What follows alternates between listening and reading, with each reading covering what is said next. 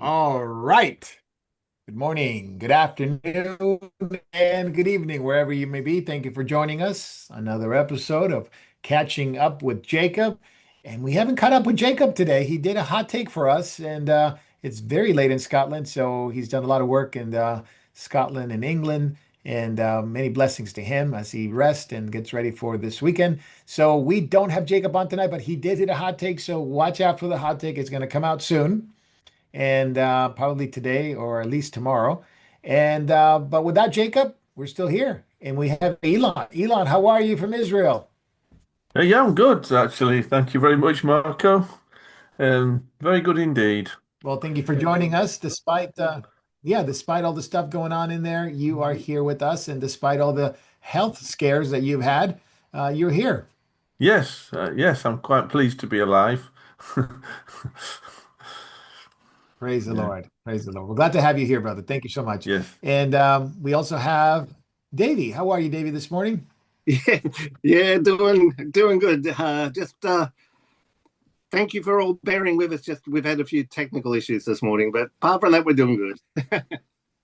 Amen. Thank you for being with us. And yes, we've had technical issues, and of course, we always know the enemy's trying to get at us, and whether he uses this or other things, we ask for your prayer, and we remain vigilant, and we're trying to solve all these issues. We appreciate your patience in getting on today and catching up. And of course, the man that makes it works all the time, as well as Davey, is Jay. Jay, how are you this morning? Other than slight technical issues with my internet, I'm doing great. Wish I could be streaming, but that's all right. Davey, thank you. Yeah, Thank you for filling the role. thank, thank you, Davey. Absolutely. And Jay, you're on the Temple Mount area. I'm on the Golan, so I guess there's an Israeli theme here. There is, yeah. And I believe Yeah. if we're being honest, also Ilan is also with me, except he's in a different Oh, time zone. Yeah, oh, is he on the yes. other side of the Temple Mount? Oh, he's on the other side of the Temple Mount. Okay. But it's Technology night is here, amazing. though. Yeah. There it is. It is evening. Thank you, Elon. Thank you so much. And thank you everyone for Yeah. watching and joining us live. And those who watch later on different platforms. It is a really arduous labor of love today because none of the platforms seems to be cooperating. So if you're watching us on YouTube, on Rumble, blessed are you, X. I don't know what else. I don't even know where else we're on, but hopefully you're catching us on one of those platforms. But we appreciate you joining us. And like I said, keep Jacob in prayer as he travels back to the U.S. next week. And where's he going to be at? Jay, you want to handle that? He's going to be this weekend, he Absolutely. is in England, and then next weekend, he's going to be here. So this week, Jacob's going to be at the Reddish Christian Fellowship in Stockport, UK. That is going to be on April 12th, Sunday at 10:30. That is Broadstone Road, Stockport, SK5 7AR. So 10:30 on Sunday, April 12th. Then April 18th, he will be at the Open Door Fellowship in New York. And that is going to be at the corner of 3rd Avenue and East 7th Street, opposite Cooper Union, East Village. And that's going to be David Rosetto and Jacob Prash. And finally, Jacob will be at the Church of the Open Door in Baltimore, April 19th, Sunday, 3 p.m. at 5215 Wright Avenue in Baltimore with our good brother Jerry De Matteo and Jacob, of course. So please come on down if you're there. Yeah, and all of this information, it's on Moriel.org. So if whether you're in England or whether you're in New York, come and listen in and pay attention to what Jacob has to say. Stockport, isn't that Elon's at your birthplace? It is indeed. I was born at 52 Harrogate Road in Reddish, Stockport, all those years ago. In Oh those my, days, it very was nice, quite very common nice. to be born at home, as I Very was. common. Yeah. Yep. Praise God. Yeah, praise God. My I youngest was daughter was actually born at home, so praise the Lord for that. I was actually born at 11 o'clock at night on the Thursday. And my mother said, just another hour and I'd have been born on Friday the 13th. Yeah, so Ooh, yes. That would have been Yeah, interesting. yeah. Very Uh, lovely. Awesome. So Stockport, go to the birthplace of Elon. If they go to your house, Elon, maybe it's a museum or something like that now. yes, yeah, yes. It's That only would be nice. about They could visit. 15 minutes walk from Broadston Road there, and the Reddish Fellowship Oh, would be about 15 minutes away. That's all. Yeah. very nice. Very nice. And you haven't been back there in a while, haven't you? I haven't, no, I've not been back to the UK since my mother passed away in 2017. And, Mm. you know, on the one hand, I'd like to, I mean, just very quickly, we moved from Reddish when I was about six and a half. We moved to a small village. And from there on, I grew up in that village in a rural area, really. So, but it's a bit scary thinking about going back to the UK because it's so much bad stuff is going on. And of course, anything that you repost on X, you know, you could get arrested at the airport. I'm not kidding. So Oh no, no. maybe, Under the Starmer government, you're free game. I mean that could yes, be any absolutely, one of yes. us. I wouldn't want. I don't really want to get arrested that much, and at least not at the moment, anyway. I mean, just having an Israeli Yeah. passport makes you an object of suspicion, I think, now. Anyway, when you come in the airport, there's a, Oh, so so true.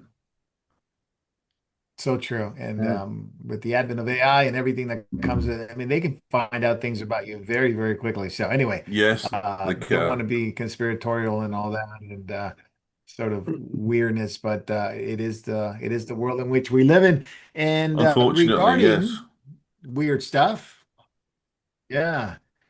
Jay, we have a Ahab's Chariot Award winner today. So why don't you take it away? And an interesting choice. We got an award for this week.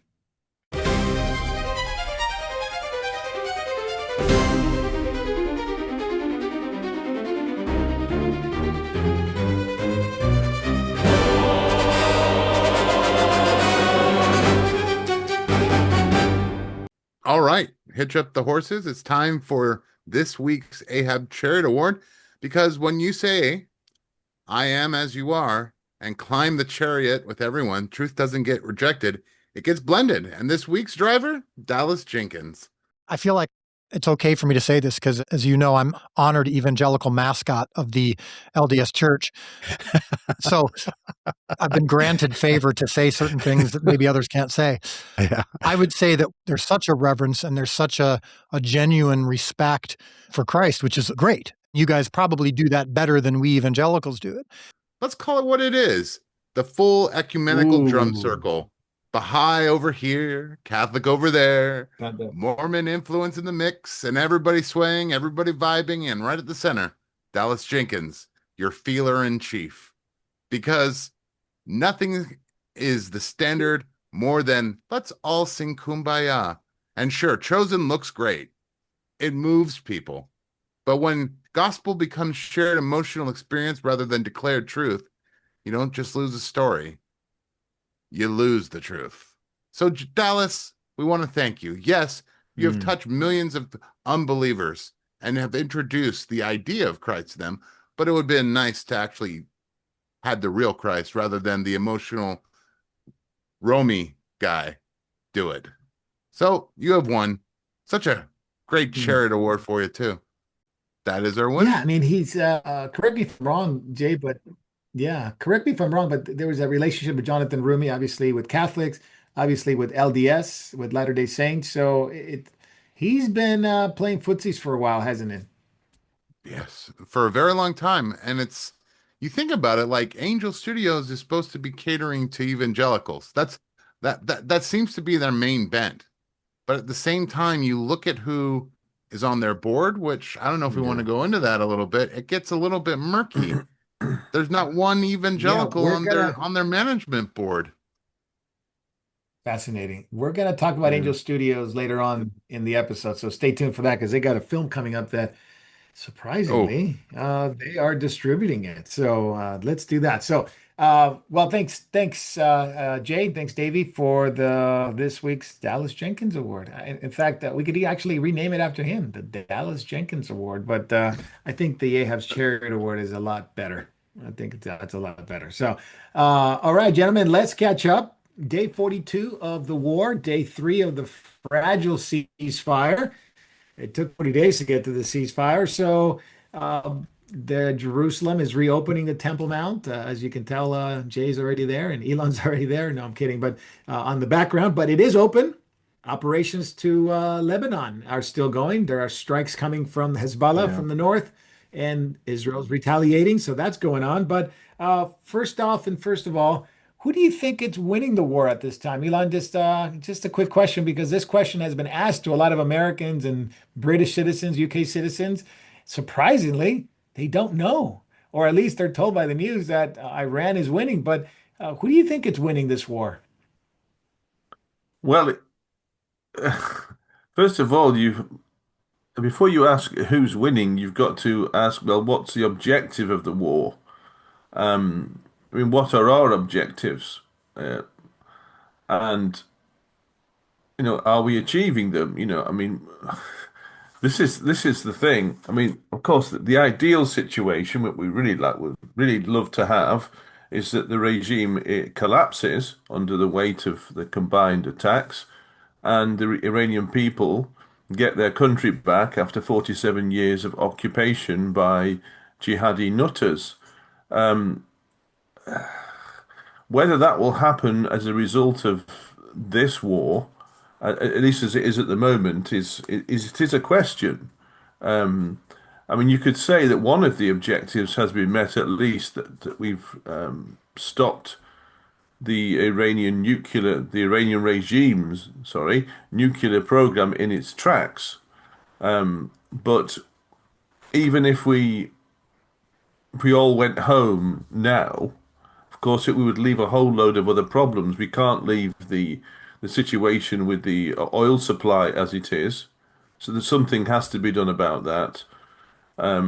Ultimately, so it's like kind of if you ask if we're not losing the war, but if you ask if we're winning the war, it's like not. I don't think we've met all the objectives for a really satisfactory, conclusive victory. I think Yeah. we'd be dissatisfied if this is all we got so far. And I think Yeah, the and Iranian that's the reason I people, asked. Yeah, yeah, that's the reason I asked the question, who's winning this war? Because you could see it both sides. You could see politically, it's not a favorable war. At least here in the mm, States, not many people look at it favorably. And but there is strategically and tactical. Yeah, I think Israel and the U.S. has done quite a bit to yes, dismantle that regime. But in the eyes of a lot of people, and of course, they are favorable to the mullahs in Iran.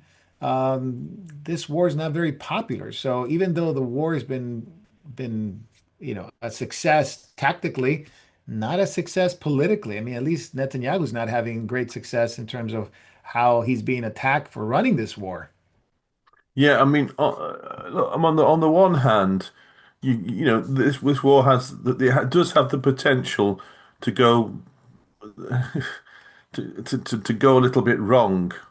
But on the other hand, for at least for Israel, anyway, maybe a little bit less so for the US, but at least for Israel, this war is existential. We could not leave Iran in the position it was, where it's able to just blast us with ballistic missiles, and the possibility that one day that they would produce a successful ballistic missile with a nuclear warhead. That's a horrifying prospect. I mean, if they manage to That's right. do, I mean, of course, we're one of their first targets, but they could reach anywhere in Europe, Yep. anywhere among all the Arab states, Egypt, and everything. They could terrorize the whole region, and that really is what this regime is all about. So, it had to happen, but it has a potential to be difficult, this war. We've got to follow it through in some way or another to some kind of satisfactory conclusion. and what that will look like in the months to come, I don't know. I mean, for Donald Trump, of course, he's got an election to win. And this war is less popular in the US because they don't have the Iranian ballistic missiles falling on their cities. I think they'll be a little bit more zealous Very true. about about the war if that was happening. But so it is it's not it's at the moment it's hard to see clearly what tomorrow will bring. It really is. Very But good. Very something good. I'm going to something go, has to Jay. happen with Jay, real quick. the old situation though. That definitely, because that's Yeah, affecting everything. that's right. That's right. Jay, what do you think? Who's winning this war? I mean, there's a political side, there's a strategic side, there's an economic side, if you want to put it that way as well. I'll give you my There you opinion, go. but please don't hate me for it. Here's the bottom line for me. Don't hurl stones. Well, Don't hurl stones. if you do, please aim low, not for the head. So to begin with, the fact that you have a mega power like the United States of America, and you have yet another player like Israel with advanced technological weapons, unable to bring the Iranian government to the negotiation table, actually, better yet, to its knees, it just increases their prestige. That's all it does. In fact, Mm. right now, I would agree that militarily, you might have, for the time being, uh, maybe taken away all the money that Obama gave them as far as weaponry and help. But that being said, in the long run, they've caused chaos in the Middle East. They've been firing at people that we want, alliances that we want technical alliances with, and it's starting to really destabilize not only our relationship in Europe, but in the region itself. So, I mean, you could look at it as the fact that Iran is still standing on its feet, like a Rocky Balboa. It makes them look really good, and I don't like that. Yeah, interesting. Davey, what are your thoughts on it? I mean, there's so many sides to this war, and I guess you can take it from one perspective. The U.S. and Israel are unbelievable air dominance, air supremacy. No doubt that they have destroyed a lot of key infrastructure for the land in Iran, but yet they're still there. The mullahs are still there. People are still supporting them. Not everybody, but there are people there supporting them, and they are the choke point to the economy, and it's affecting Australia, the U.S., everywhere else in the world. What do you think? Well, it really is hard to say who's actually winning. Um, it ain't over till it's over, kind of thing. And uh, I don't think all the objectives are going to be achieved at the end of this, anyhow. The horrific thing I noticed today, uh, the Iran just got appointed to some position again on the UN to do with Yeah, UN Human Rights Council. Yeah. yeah, which is kind of like Oh man. insane, especially at this time. Uh, so I think I know a lot of people are viewing this as a war between pretty much Trump and the IRGC, or Trump Israel against the IRGC. But really, there's so many other players involved in this. It's kind of like you've got the UN against him. You've got the Commonwealth countries like UK, Canada, Australia, and all the rest of it. They're not backing or supporting, or they may do it verbally, but not uh, yet. They'll cry that they want their oil and stuff like that. It's and there has been a bit of a, what do you call it? Andy. Turn against Trump too by a number of so-called conservatives in the US too. A lot of that's being influenced though by the likes of Tucker Carlson, Candace Owens, and all of those kind of shields.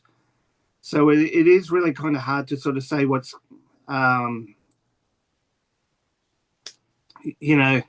at the moment there's no clear winner. Um, every side is suffering loss, including the US and Israel. But that's not to say that it's not worth fighting for. Look, something had to be done. This has been coming for years. Iran needed to be taken Yeah. care of. It Yep. basically needed to be taken out to shed for a good spanking, and it's been long overdue. Yeah, time will Yeah, very tell. good, very good. Yeah, thank you, Davey. Yeah, we're at the cusp of it, and of course, Trump was threatening to have all the bridges blown up and all the key infrastructure blown up, water treatments and all that. And then, oddly enough, well, I guess not oddly for the Iranian regime, they put human shields. They put babies and kids and students and athletes at these bridges. So there's sort of a flesh shield against bad Americans that were going to blow up these things. And Trump did not go through with his deadline for Tuesday, this past Tuesday. In fact, a ceasefire was announced, and this ceasefire is going to be brokered by Pakistan in Islamabad. The Iranians have a 10-point plan. Americans have 15-point plan. Interesting. That has been said. Iran never loses. I'm sorry. Iran never wins a war, but never loses a negotiation. Elon, your thoughts on this negotiation? J.D. Vance, Witkoff, Jared Kushner, the same type of guys that were in the Abraham Accord in Gaza, trying to get a plan to get the hostages released. Now they're going to be making this deal, concessions, something in Islamabad. Your thoughts? Are you thinking there's going to be a good faith negotiation, or is this going to go sideways real quick? Oh, this has already gone sideways. Look, look. The Pakistani regime has already been saying what a despicable country Israel is and how much they despise us. So, Mm. that they're not by any means any kind of neutral or unbiased um, intermediary or interlocutor or something. They're a pernicious regime of the very kind of the same, cut from the very same kind of cloth as the Iranian regime is. I mean, just to give an example of how evil that regime was, I mean, this idea of them using human shields. I mean, look, during the first the Iran-Iraq war, they used children to clear minefields. They roped them together and chased them into the Oh, minefields so that they oh, could detonate the mines. This is how sick that regime is. So that's sick. no, this is not going to go well. They'll find some. They'll be, Mm. and you can't believe what they say anyway, because of course, again, you get back to this whole idea of takia, where it's Yeah. permissible and even praiseworthy to lie to infidels to gain an advantage. So that the whole thing is, you really are negotiating with the devil, and the devil is in the Mm. details, That's as what they I was say. thinking. Yeah. That's what I was thinking. And of course, already it's gone a little sideways because of two issues. I'll come back to the other one in a moment because it has to do with Lebanon, which you've been affected by some of the rockets coming in from Hezbollah in the north. But one of the points is Trump said, hey, we're going to give a 36-hour ultimatum. The Strait of Hormuz needs to be open without being charged. Nobody should be charged. And Iran hasn't quite opened it yet. They're charging tolls to go through the Strait of Hormuz. So that's already, Jay, I'm going to go to you, 36-hour deadline. This is Trump's fourth deadline already. Some people think this is taco again. Taco, TACO, Trump always chickens out. Or is this a brilliant strategic moves to keep your enemy always on their toes? I mean, I had to have lunch with a Hollywood type this past week, and he was explaining to me the deep meaning of taco. And unfortunately, this for me, if you really want to negotiate, you always come from a position of strength. This does not look like strength. You know what strength looks like? Shipments coming through the straits immediately, and the ceasefire Hmm. allowing them to do that. Yeah. Yeah, no doubt. So do you think Trump's threat of force, it's nothing but empty rhetoric at this point? Nobody really believes he's going to do anything about it anyway? No, I mean, there used to be a point where you had the commander in chief that basically would follow through with threats, but it seems like everyone is very callow in their ability to actually deliver on these threats. Especially, I mean, like Hmm. I'm still wondering, and perhaps somebody can clear this up. Is there anything going on with actually declaring peace in the Ukraine and Russia? Not to change the subject, but it's like, where's the decisiveness that we've Nothing. been wanting? We wanted an end there. We'd like something decisive against Iran, which what's the toll of the civilian population now? It's in the five digits at least that of citizens that the Oh yeah. IRSG Oh has killed their own citizens. Hmm. yeah. Easily. Easily. That's a lot. That's a Yeah. lot Yeah. for Davey, I'm gonna any regime to do against its own people. yeah. Yeah. Davey, any of your thoughts on the negotiation outlook? Think this is going to be, so much about nothing, or are we really going to get some kind of maybe at the end of the 14 days, you're going to get some kind of resolution to go forward, or much to do about nothing? Mm. I would like to say that at the end of the 14 days, yeah, there will be, some kind of resolution. However, personally, I don't think that's going to happen. I'm hoping I'm wrong, and that's just my personal thoughts. Yeah. But No.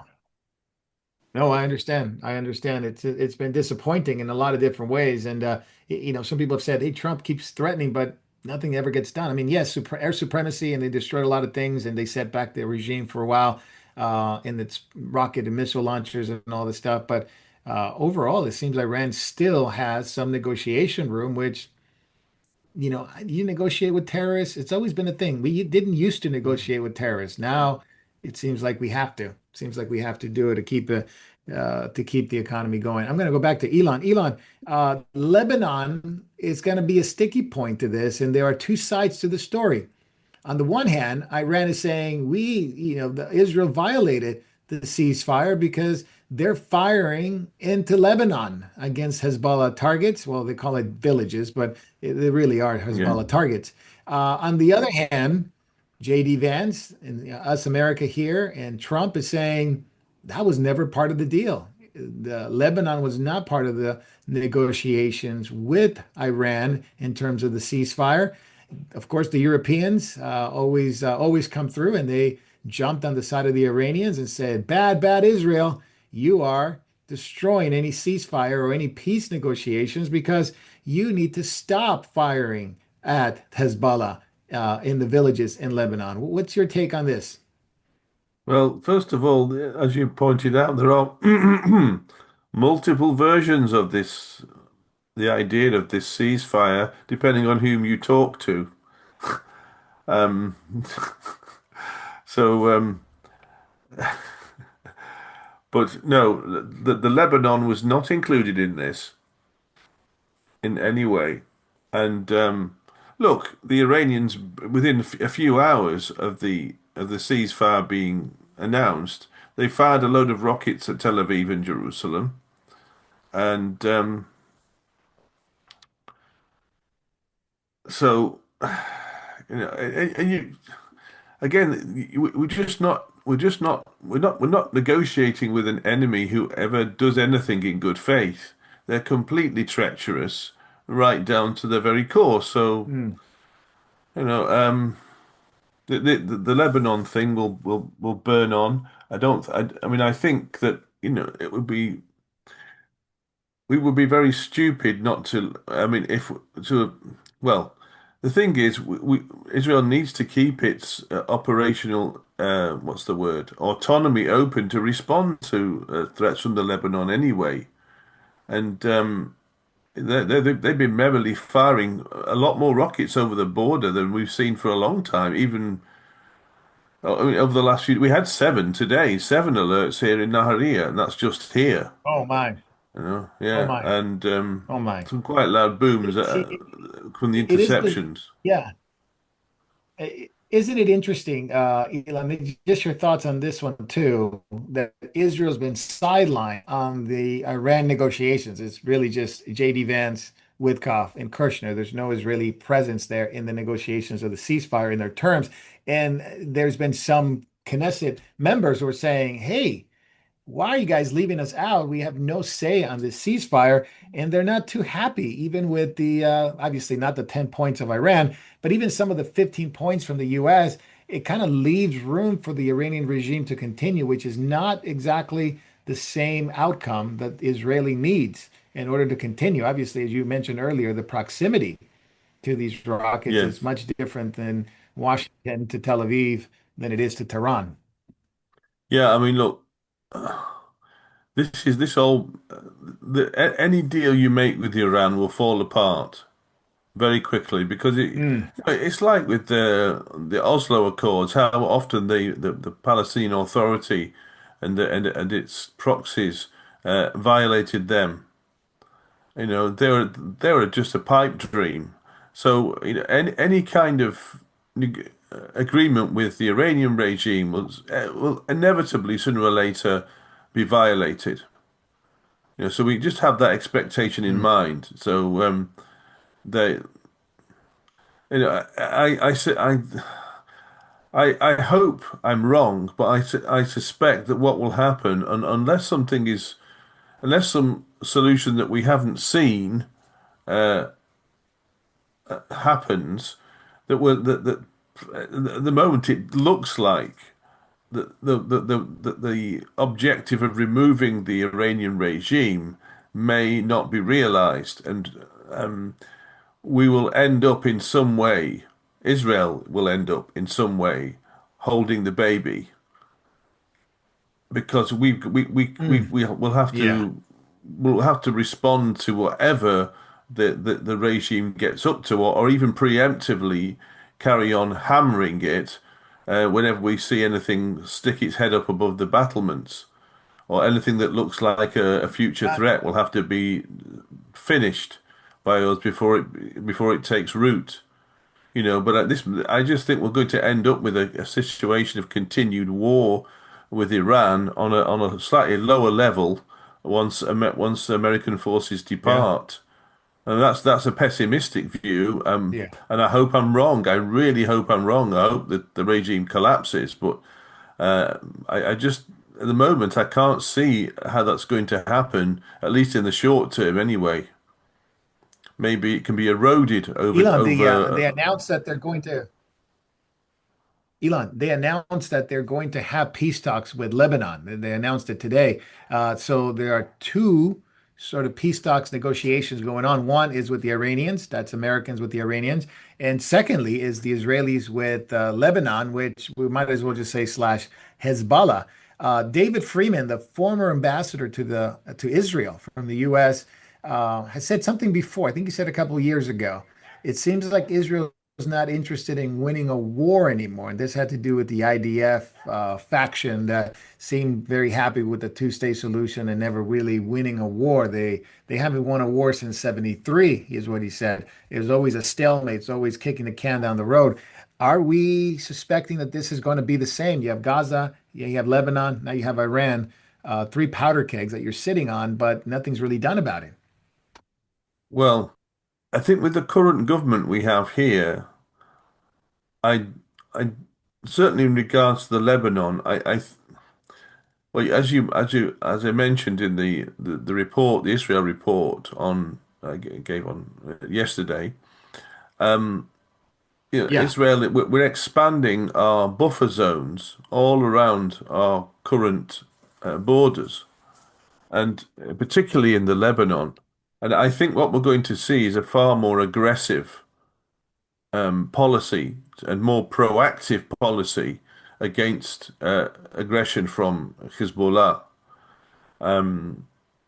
What that will look like a few years down the road, I don't know, but it certainly means, in effect, you're kind of partially a kind of occupation, really, of parts of southern Lebanon. That's really what it amounts to, making them into a zone where, the our military will be, forming in a bubble around our northern border in order to reduce the effectiveness of Hezbollah attacks. That's what it amounts to, it seems. and that's more popular under now than it would have been, say, 20 years ago. Because the reality on the ground is has changed a lot more. I think the attacks from Hezbollah have become far, far worse than they were when we first moved here. From 2006 up until Mm, probably the October the 7th thing, there were very, very few attacks here. And then all of a sudden, after October the 7th, it all mushroomed because, of course, Hezbollah had been planning for years to do something to mm. cooperate with attacks from Gaza and also from across from the east as well, from the Palestinian Authority. It was meant to be a coordinated operation to wipe us off to do some very, very serious damage and wipe out a lot of Jews. October the 7th. It was to be a three-pronged attack. Thankfully, that didn't happen. It failed, badly coordinated, Yep, and it failed. absolutely. But we've still got to live with the reality of all of I these agree. missiles and rockets Yeah. coming from the Lebanon. So that is intolerable, and it cannot be allowed to continue as it is doing at the moment. So something, more aggressive has to be done. And what that looked like, um, Yeah, yeah, and I think what they were talking about is, of course, there was a faction of the IDF leadership that certainly prevented an overall win. They were satisfied with stalemates. They were satisfied with not looking bad in the eyes of the world, with the UN and in the Hague and of course the courts, international courts. They didn't want to look bad, so they always just very cautiously did nothing about ever winning a war or getting rid of the terrorists. yeah, there was a kind of defeatist attitude. Um, I mean, and of course, that this was the kind of thing that was behind the Oslo Accords as well. It was the same defeatist mentality, but Yep. Yep. going for some kind of a victory, that a working victory, it's costly. And at the time, of course, when Oslo was brought up, the was conjured up, the country was much more politically leftward leaning, I think. And people get tired, of course, of casualties and terrorism, but the country has shifted very much towards the right since. I mean, it's different by at least 10% or more since 2018. Now about 75% of young people in the 18 to 21 range vote right wing now. That was not the Right. case 20 or 30 years ago. Yep. No, absolutely. I want to go to Jay real quick. Jay, overall takeaway from this weekend. This weekend seems to be a really important weekend in terms of how we're going to look forward to the at least next week or the end of the month is two things. It's one, you got the ceasefire, you got the negotiations in Islamabad, which I don't think all of us feel very confident nothing's going to happen. And then you got the Lebanese Israeli I guess, conference and meetings and negotiations about peace. So something is going to break, I would imagine. And at the end of it, do you think Iran will still hold a choke point to the world's economy? Unfortunately, I don't have much hope for negotiations in Pakistan and Islamabad. Um, Mm, I would love to see something like Hezbollah actually being completely decimated in Lebanon. I'd love to see so, that. So by all mm, means, I hope Israel continues and ignores the rest of the world. Um, as we yeah, know, yeah, they're not going to stop firing rockets. Yeah. Hezbollah by definition is a terrorist organization, and what's more, it's this is kind of why I don't even like the idea of negotiating with terrorists. It's like going to a credit card scammer from Dubai, or I'm sorry, from Delhi or Mumbai, and saying, "Here, I'm going to give you my social security, I'm going to give you my card, and I'm going to let you scam me once, but don't ever scam me again." Do you think that's going yeah, to tough work? chance. No, never. Never ever. Yeah. Or I guess to put it in more applicable terms, maybe a scammer in Jerusalem wanting to sell you some Oh, jewelry oh and no. pretending that, yeah, you're going to get your money back. At some point, you're going to get Yeah. your money back, but And that's not going to yeah. work. It's No. not happening. Yeah. So sorry, old wounds. Nonetheless, I think I feel like, you're always when you're dealing with terrorists, you're always like trying to deal with like people that want to take your wallet. You're always just checking your wallet, but you let them in the house and you're trying to like, okay, Mm. don't steal much. You can steal something, but don't steal much. Of course, that's never going to work. I'm going to go back to Elon. Elon, the government of Israel approved 34 new settlements, bringing the total to 103 in the West Bank, better known as Samaria, Judea, and Samaria, the mountains of Right. Israel. This is huge, important thing. The Security Cabinet approved it.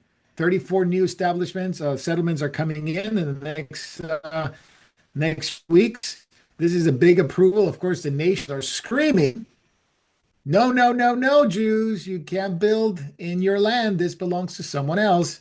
But we believe it's different. We believe, according to scripture, is different. This is a big part. And I think the establishment of more Jewish settlements there, more Jewish presence in what they call the West Bank, is important biblically. Go ahead and take it away.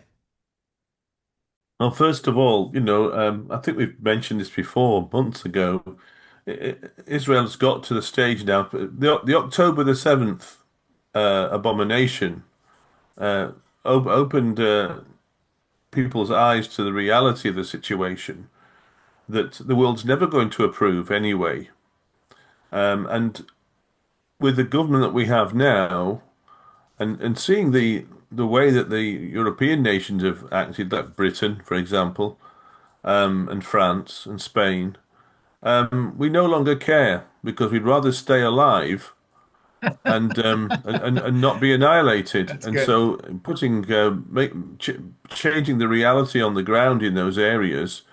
Um, at one time, there'd be such a fuss over building permits and this, and can we have, the Oslo thing is now, Oslo is dead. So everything that was, everything's up for grabs now, and so we'll see a lot more of I think of this kind of thing, where Jews will very proudly and happily now start populating Judea and Samaria again, and building Jewish towns there. They're not these are not mere settlements. They start off like with maybe a very basic street plan, and you get temporary dwellings and temporary electric at first, but the ones that are government approved, these things will very quickly go up into proper little towns. Mm. They really will. Things can happen very fast here in Israel. When it comes to when they get around to doing development, it happens very quick. Um, so yes. So yeah, and biblically speaking, of course, we know this has to happen before the Lord returns. We have we know from what Jesus said that that there would be Jewish communities and Jewish what's the word Jewish law, as in terms of biblical Torah regulation and Torah tradition, will be operating in Judea and in the Judea area because of what he says in Matthew 24. And Matthew 24 presumes or assumes, sorry, that there'll be Jews living in that area, Jewish communities with Jewish Sabbath regulations in those areas of Judea and Samaria.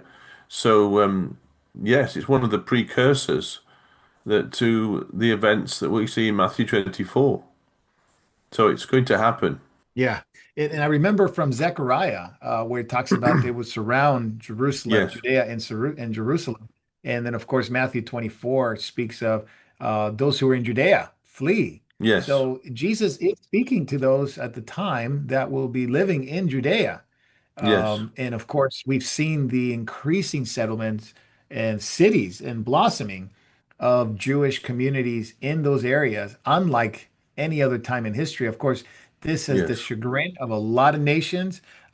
We, for the first time, I think, in our administration in the U.S., we've had several key members of the administration that are very pro Judea and Samaria, and they actually call it Judea and Samaria. I guess they upset the United Nations, where that likes to call it the West Bank. But we know biblically from history and from biblical archaeology, the Jewish presence was there from Abraham to Jacob. And of course, now it's going to be new settlements. Speak to me real quick, Elon, about the this myth of settler violence in that area. Settler violence, and what it means is they attack Jewish settlers. They call them settlers, but these are the indigenous people that move into that area and they live, in the community of mixed Muslims and Arabs and Christians and all kinds of different things. And Sorry about the they tale. commit crimes. They commit crimes, and then the Jews retaliate because of the crimes committed against them. And it's known as settlers violence, Jewish settlers violence. So, why don't you talk to me a little bit about that and the misnomer of using that term? Yeah, look, I'm not saying that violence by Jews against Arabs never ever happens. It can do, but it's compared with the ratio of Arab violence against Jews and terrorist attacks against Jews. It's minuscule. And the thing about look, if an Israeli citizen who's living in the Judea Samaria area, for example, commits some kind of violent or illegal violent act against another citizen, even an Arab uh, person, then if he's done something illegal, he'll be hauled up for it. Hmm. And on the whole, Israel as a whole does not really approve of that, unless it's a self-defense, of course. If someone's attacked in their car, someone's throwing rocks at them, and these rocks are not designed to just little pebbles. They're designed to smash windscreens and kill people and cause mayhem. If they're attacked, then they have every right to shoot back. I don't have a problem with that, especially if you've got your family in the car. But and people, no one will blame people for doing that. I mean, but the unprovoked kind of violence against Arabs is very rare, Hmm. and it is condemned. It really is. Whereas on the other hand, if Palestinians successfully kill, a family full of in a car or something like that, that's often celebrated.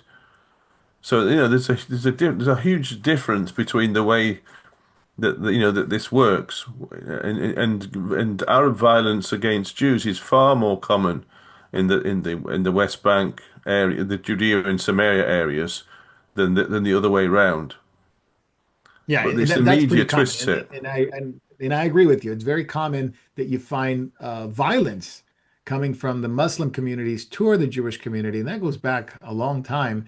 And when the Jews retaliate, it is even, I'm sorry to say, portrayed as violence against Muslims, even by Yes, Israeli newspapers. Left-wing Israeli yes, newspapers will often condemn um, one-sided, of course, one-sided. They don't talk about the other side. It's like yeah, like the old story where the IDF soldier is rescuing this boy from a mob of Muslims, and the way the media portrayed it is IDF soldier attacks this young man, and even had to take the family of the young man to retaliate against the newspaper and says, "No, you lied. This soldier actually saved my son's life yes, from the mob of Muslims that were trying to attack him." So very similar to that, which is, I detest that completely because it's framing it in such a way that yes, makes the Jewish settlers there to be the violent one, completely ignoring the violence that occurs, yeah, the terrorist violence that occurs by the Muslims, especially, who controls that area there is the PA, the PA and Islamic Jihad and all these other, they fight each other, and sometimes the Jews are caught in a crossfire. Another thing I wanted to ask you, Elon, related to that, it's what's going on in East Jerusalem. East Jerusalem. So I'll paint the picture. It's a neighborhood called Silwan. Silwan, Yes. which is in East Jerusalem, which is actually toward the slopes of the old city, towards meeting the point of the Kidron in the Valley of Hinnom. I think Jay and I were sitting there negotiating with some Arab taxi drivers and trying to figure out how to get back home. But we could see the slopes of that area, and we looked at those buildings there. Well, that's the Silwan neighborhood. And what's been going on now is that the Jewish courts are ruling on behalf of Jewish families that those homes, those properties actually belong to Jews going back to the late 1800s, early 1900s, when Yemenite Jews were coming into the land and they were trying to find a place for them in the old city, but they couldn't find any. So instead, this trust, this Jewish trust, was able to find communities, areas where they can build. And in that area, Silwan, by the Valley of Hinnom and the Old City and the Kidron Valley. And so they go back to the early 1900s. When 1948 and 1967 happened, the Jordanians that control that area kicked the Jews out prior to that. That's right. And Yeah. then, so these Arabs, Muslims control that area. Now the Jews are coming back to East Jerusalem, and the courts are siding with the Jewish community. And these are being taken back under that old law that existed way before 1940 and 1967. So 15 families have been evicted. Muslims are crying out. The organization that is winning these cases is Ataret Kohanim. That's an organization going back to 1981, taking on that trust that began way back in the late 1800s, uh, early 1900s. My question to you, Elon, is this. Besides the legal jargon that's going to be used by the UN and nations surrounding Jerusalem, that this is an attack on Muslim communities, they're taking their property. This is significant as Jews move into Jerusalem, which should never been divided, but we do know it as East Jerusalem, Yeah. West Jerusalem. Now, I've been to East Jerusalem. That's where the Muslims primarily occupy it. But now you got more families coming in. Are we seeing some of these prophecies being fulfilled where Jerusalem is going to be filled with Jewish people and it's going to expand? And even Zechariah says that there will be a measuring. They'll measure the city and they'll have to expand it because many people are going to come and move there. In the book of Zechariah, I believe, prophesies the expansion of Jerusalem. It's a big city now, even going Yes. to be bigger now, bigger than ever. So, your thoughts on this and what are we seeing? Well, first of all, yeah. You want me to look at both? Oh, the. I mean, the, Whichever okay. direction you want to take, whichever direction you Okay. want to take. Well, the first question I'll ask you. Your last question I'll answer first. Those prophecies in Zechariah really are probably more to do with the millennium. Um, But you could see and that what? it's happening today, wouldn't you say that Jerusalem Well, yes. expanding, it's not just coincidence. It's yes. I mean, look, I think we're seeing a foreshadowing of certain things, but we do know what's coming. Correct. We know Correct. that for the most part, Jews will be forced to flee. Those who at least want to remain faithful to the Lord, or who will reject the abomination of desolation, they'll be forced to flee. When the midpoint of Daniel's 70th week arrives. So a lot of the prophecies about Jerusalem being filled with people, and if you look in Zechariah, I think you'll find that they're more suited to the millennium. I think when there will be peace. I'm not saying that Jerusalem can't Yeah. expand I, now, I, but that, yeah, go on. right. The fact that it's prophesied that it will, and you have children running, I mean, it's just amazing to me. And this is, perhaps we disagree Yes, on this. When I went to Jerusalem and I see children playing, that's the one I think of. I don't think of it as ultimate fulfillment yet. Of course, that would be ridiculous. But the yes, reality is, just like the desert is blooming and there's fruits and vegetables being grown in the desert in Israel. Obviously, there is a fulfillment of partial fulfillment of it. The ultimate one will be when the Lord comes. But you could see how it's beginning to blossom. You could see how Jerusalem is expanding to the point where I don't think it's coincidence based on what Zechariah says. Ultimately, I think we agree that these are going to be ultimately fulfilled in the millennium. But the reality is, when Zechariah says half the city will be taken, it's not talking about some small city. I think there's going to be a bigger expansion of Jerusalem. Yes, it's not. I think it will. We'll see. I mean, look. I mean, the reclaiming of properties that were purchased before the Jordanians uh, expelled all the Jews is one side, but there's also another thing that's moving on. There is a trust or a kind of an organization that actually purchases properties in East Jerusalem as well. So that there is a very strong move to I mean, to recover Jewish residents in the east side of Jerusalem, and to put, if you want to say, establish some facts on the ground. So yeah, I think we'll see a lot more Jews in the eastern side of Jerusalem as the time goes by, even prior to the Lord's return. You think it's But significant? Do you think this is significant, Elon? Yes, I mean, I believe myself. I mean, look, already Jerusalem is quite religious. Certainly, a lot of secular Jews are moving out because they don't Right. like the religious atmosphere. And I think it will get more so that way as we move towards establishing, another temple.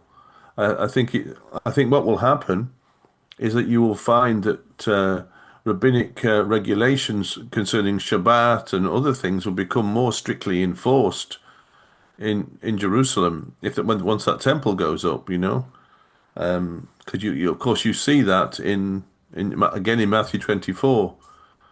Pray that your flight not be on a Sabbath. Not just because there won't be any buses running, but there were rabbinic restrictions as to how far you could actually walk a Sabbath day's journey and things like this. I think we'll see a lot more if once the temple is restored. You will see a tightening up on regulations to make the city a bit more holy. I think. So there's a lot of things going on, Yeah, and so you have the Judea and Samaria, and you have Jerusalem, just a bigger yes, Jewish presence. Obviously, yes, I I think think the so. nations are Yes. going to, yeah, I think the nations are going to decry some kind of Jewish anti-Muslim policies or removal or taking the property away from Oh Muslims. yes, yeah. That's next. Yeah, that's next Yeah, for the sure. nations are always doing that anyway.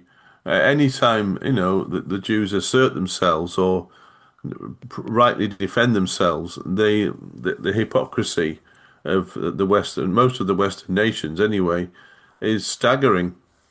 You know, but, and it's only All got right, very good. worse. Yeah. Yeah, I'm going to go to Jay real quick. Jay, it's also today, there is quite a bit of Muslims who are bemoaning and mourning over Khomeini's death. This is the 40th day. His burial is still unclear. It's 40th day since he died. This is, I think, February 28th is when he was killed. And according to Shiite tradition, on the 40th day, angels come and they take the soul away to paradise. And this is where they believe Khomeini went. This is a Shiite tradition, right? And so you're supposed to visit the grave and all this stuff. 40 days and he's dead. And there's a lot of people mourning in Iran. At least maybe they're forced to mourn. Maybe like what happened when Herod said, "When the day that I die, I'm gonna." He had everybody, people around him killed, so people will be mourning not for him, but for the death of other people. But it'll look like they're mourning for him. There's lots of people that are mourning for Khomeini, seemingly. What do you think about this? I mean, there is a big problem in Shia Islam. They have no earthly guardian of the 12 Mahdi, the 12 Imam that's supposed to come. There is no earthly authority now because the Khomeinis, one's dead, one other one might be gay, and there's no seemingly successor to the guardian, not the guardian of the galaxy, but the guardian of the Shia Islam world. 300 Shiites are mourning over this. What do you think it's going to happen? I mean, it's quite a radical change in the world today that the Shia Islam has no true leader in a sense. Well, I mean, there was a guy in England, I think, that was claiming to be the Mahdi. This is a perfect time for him to step up to the table, I guess. You got He likes making no one videos. to. He likes, yeah, he likes making videos. There's absolutely no opposition. He's got a free reign to say, "I'm here, I'm ready to stand," and don't listen to this guy over here because obviously he couldn't be Islamic an Ayatollah. Um, when you said it takes 40 days for the angel to come. Yep. Yep. Could that be because it's a fallen angel? Ooh, man. It Yeah. takes a long I don't time to think they walk up all consider those that. stairs. Yeah, I don't think they've considered that. I think they just think it's some kind of benign angel. Well, I mean, he's basically got an open door now. It's like nobody can tell him what to do, advise him. I mean, I thought he was supposed to come back specifically with Isa himself, is what I That's seem to right. recall. So why does he need another advisor?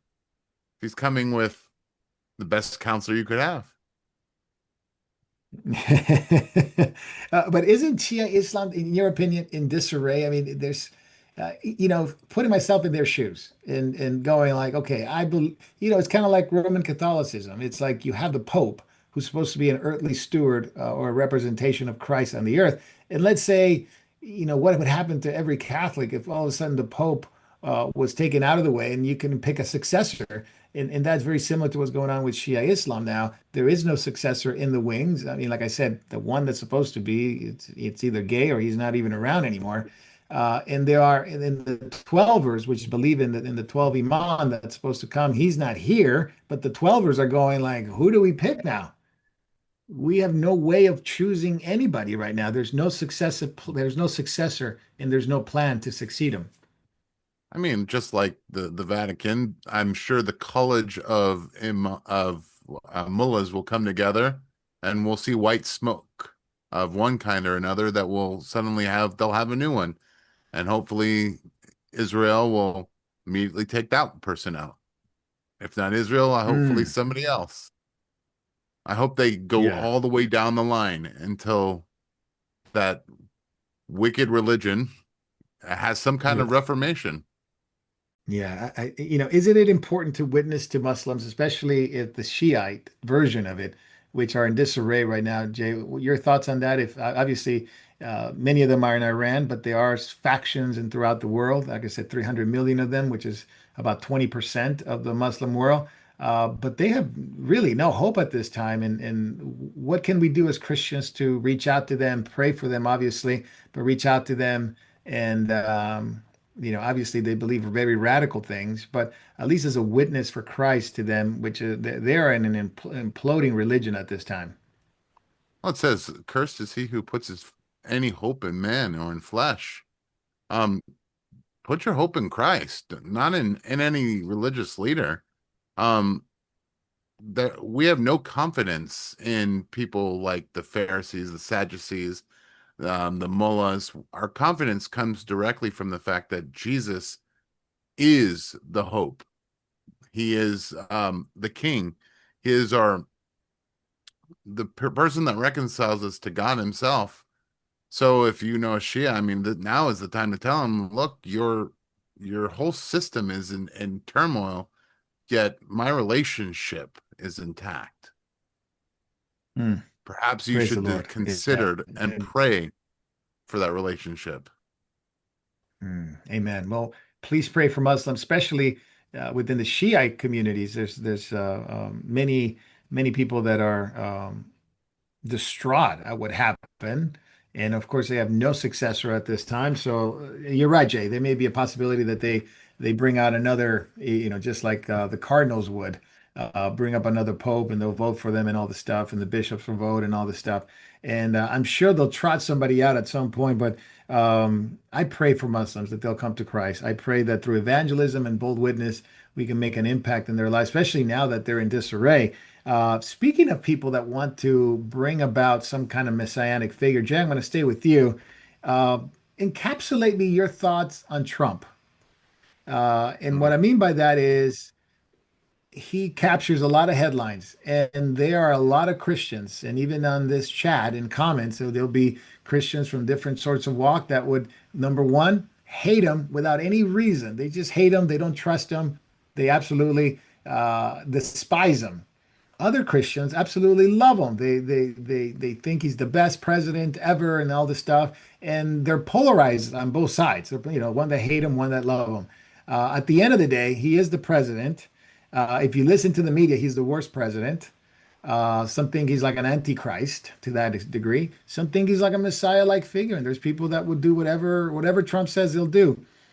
People make huge issues about him, but just your personal thoughts, especially since he's taking up a lot of the headlines on this war, and he's got 3 more years or two and a half more years as president. What are your thoughts on him going forward?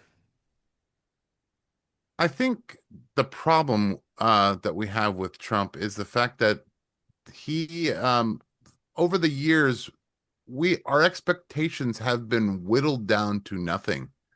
When we look at the politicians that have been in office since when I could vote, it seems to be a progressive decline into people who are not only backslidden in faith, but have no integrity whatsoever. I mean, I believe my first vote was basically it was George Bush Sr. And now we had Clinton, then we had Obama, then we had Trump, and then we had Biden. Ugh. All of those are, I mean, I just don't understand. There are no strong leaders. There are no U.S. grants. There's no Abraham Lincolns. I mean, I wasn't a fan of FDR or Truman either, but at least with them, you got some semblance of the buck stops here. The buck Mm. stops way down there where I can throw it. Donald Trump, I think he's the best option out of really bad options. If you look at what we had a choice compared to him, I mean, they hoisted a person who was a failed California attorney general, who was a joke of a vice Mm. president. Yeah, And they tried to pass that off as it's an actual choice. yeah. And they're going to do the same again because it's going to be someone like Newsom, who is a Mm. joke, who is an Yeah. absolute failure as a governor. California is 100 times worse than Minnesota with wasting money. Wow. 100 No, times, absolutely. billions upon billions. And yet they're going to say, well, he's such a great leader. Yeah. We'll see when your choices are the worst, that makes sense. Trump, I think the problem is he's not as bad as people think, and he's definitely not as good as a lot of the right make him out to be.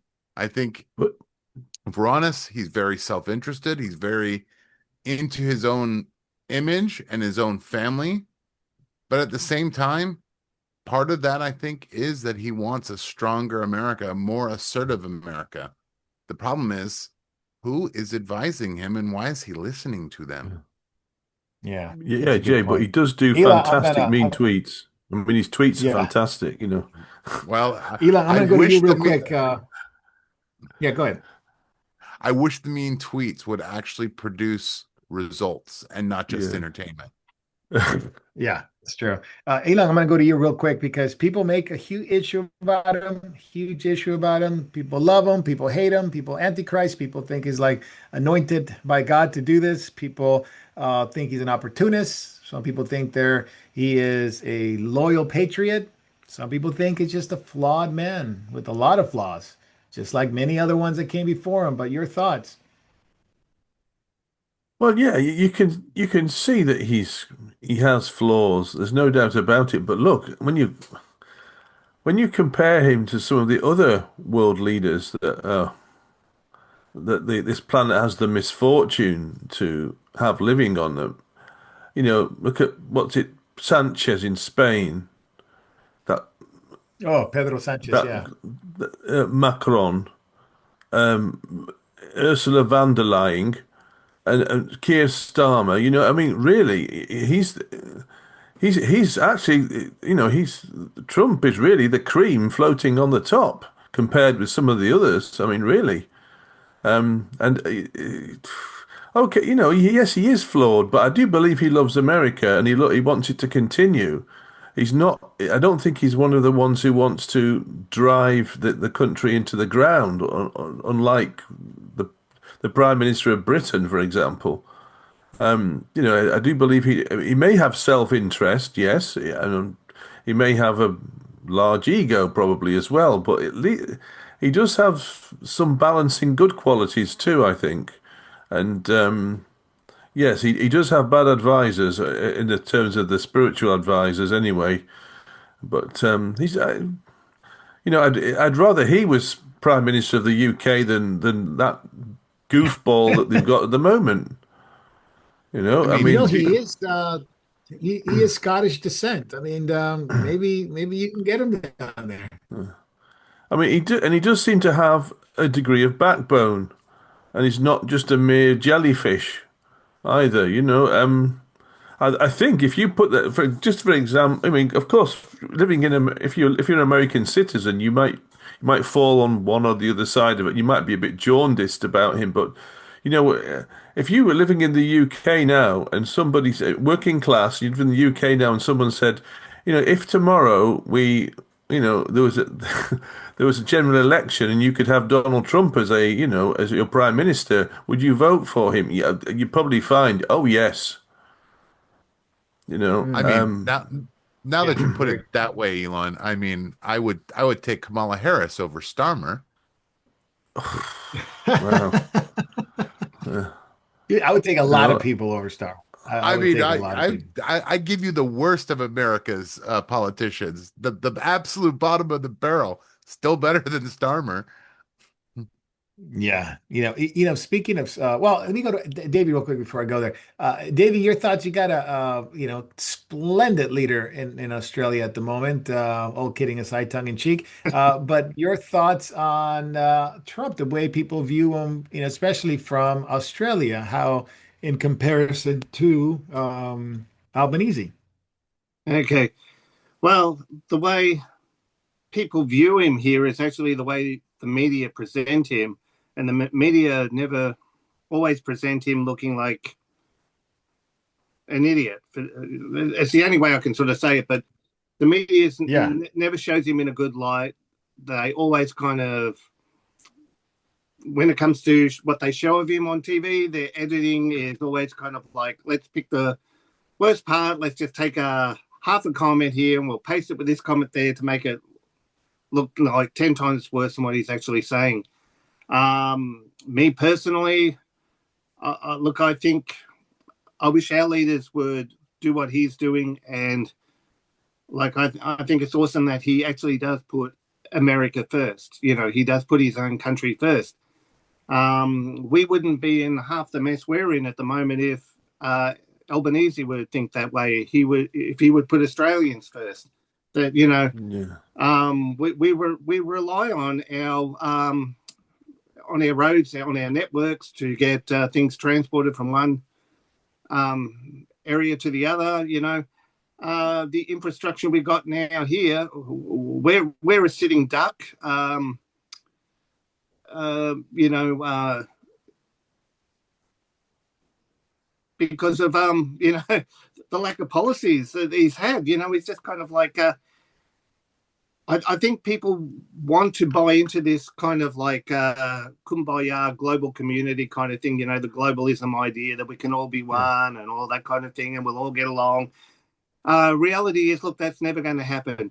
Um, Trump is not a globalist that way, and Trump has kind of stood up for his country. Patriotism is dead everywhere except for perhaps there's a remnant of it there still in America, and Trump's helping to keep that alive. So look, I give him full credit for that. And for those, look, no matter what, whether we like our leaders, whether we don't like our leaders, we are told to pray for them. So we need to pray for them that's right. regardless. Before we can start That's right. complaining about them, we need to pray for them. mm, Um, yeah. Amen. yeah. Amen. Jay, did you see his posts on True Social today? I think it was last night, but it was reported today. He went scorched earth on so-called semi-conservatives like Megyn Kelly and Tucker Carlson and Candace Owens and Alex Jones, and went criticizing that they have low IQs, low IQ. So I think the gloves are off. Maybe people are wondering why hasn't he said anything against people that have been attacking him and the conservatives. Gloves are off. They have one thing in common. He says low IQs. I don't disagree with the post, honestly. Just for me, I don't disagree with the Yeah. post. I think these people that he mentor have gone absolutely insane over the last few months.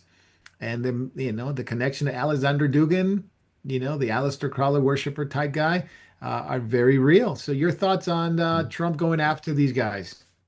I love it that he went after these guys. I would just say that I don't necessarily agree that they're low IQ, but certainly compromised, certainly Yeah. maybe demonically animated.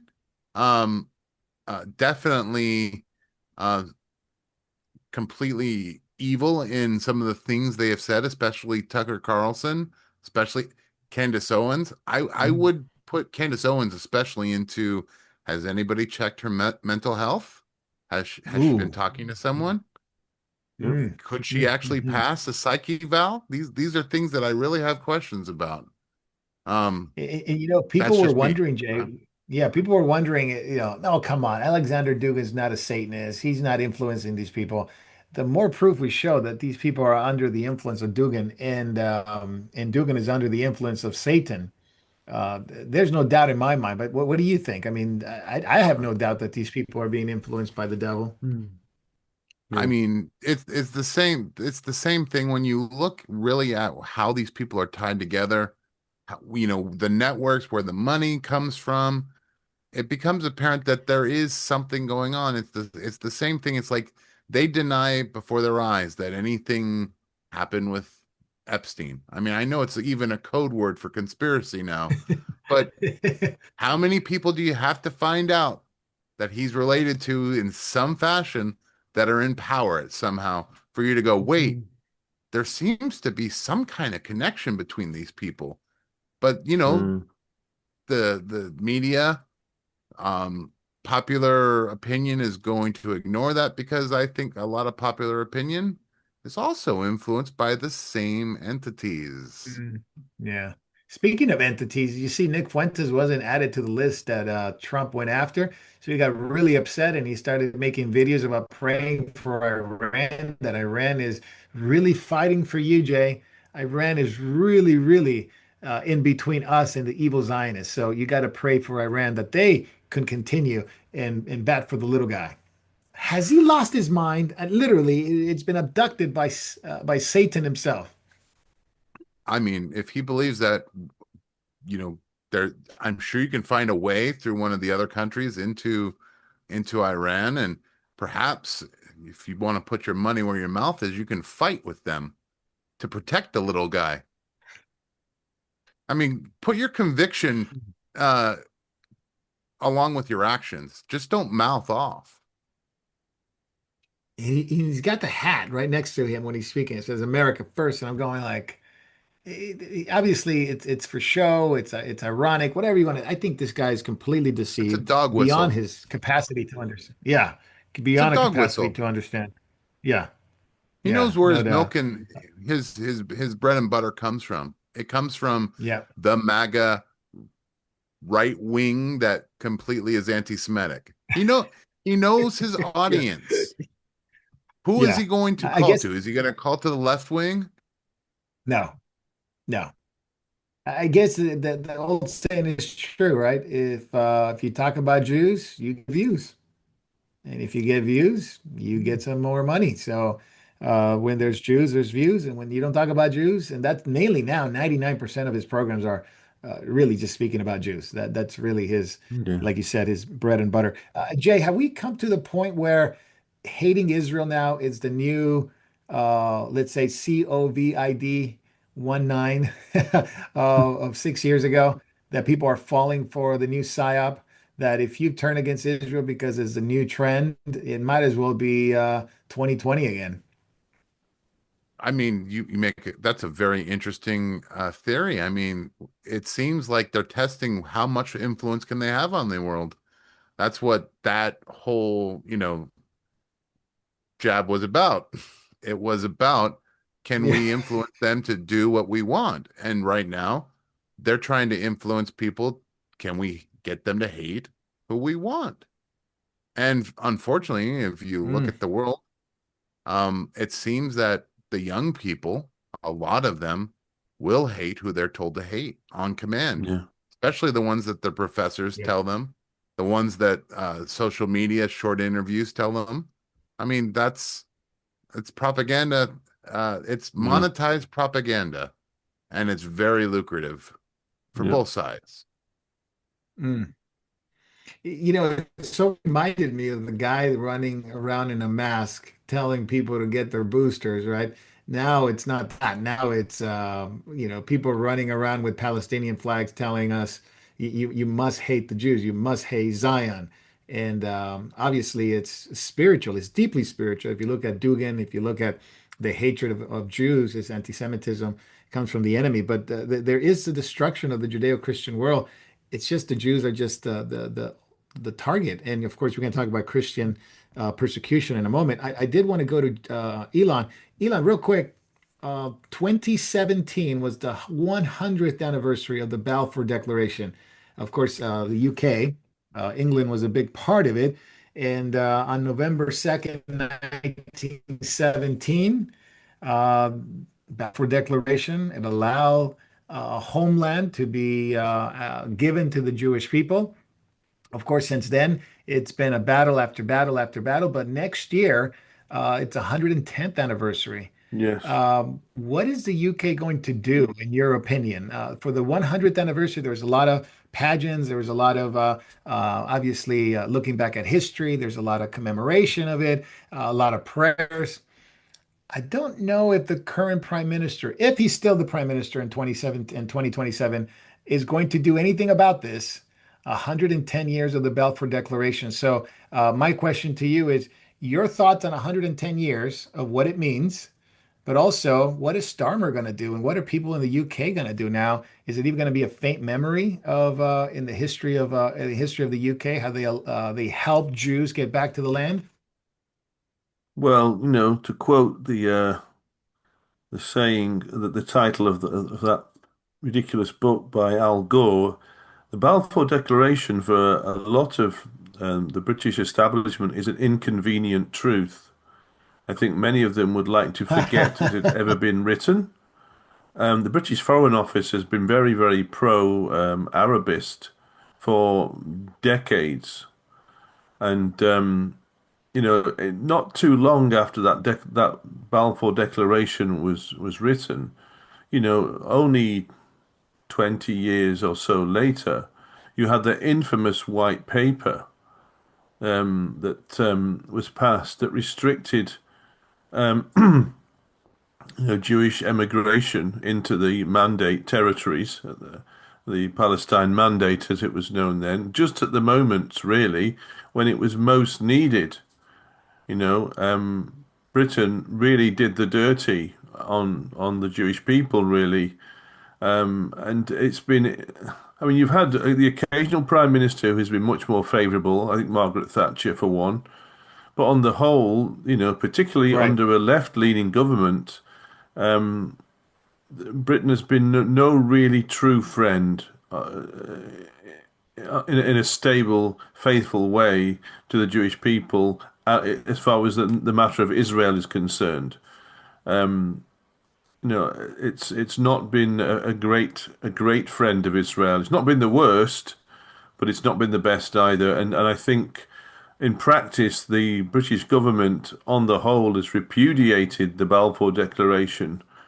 Really, and this present government, really, I could imagine that them burning it publicly just to appease their voter base.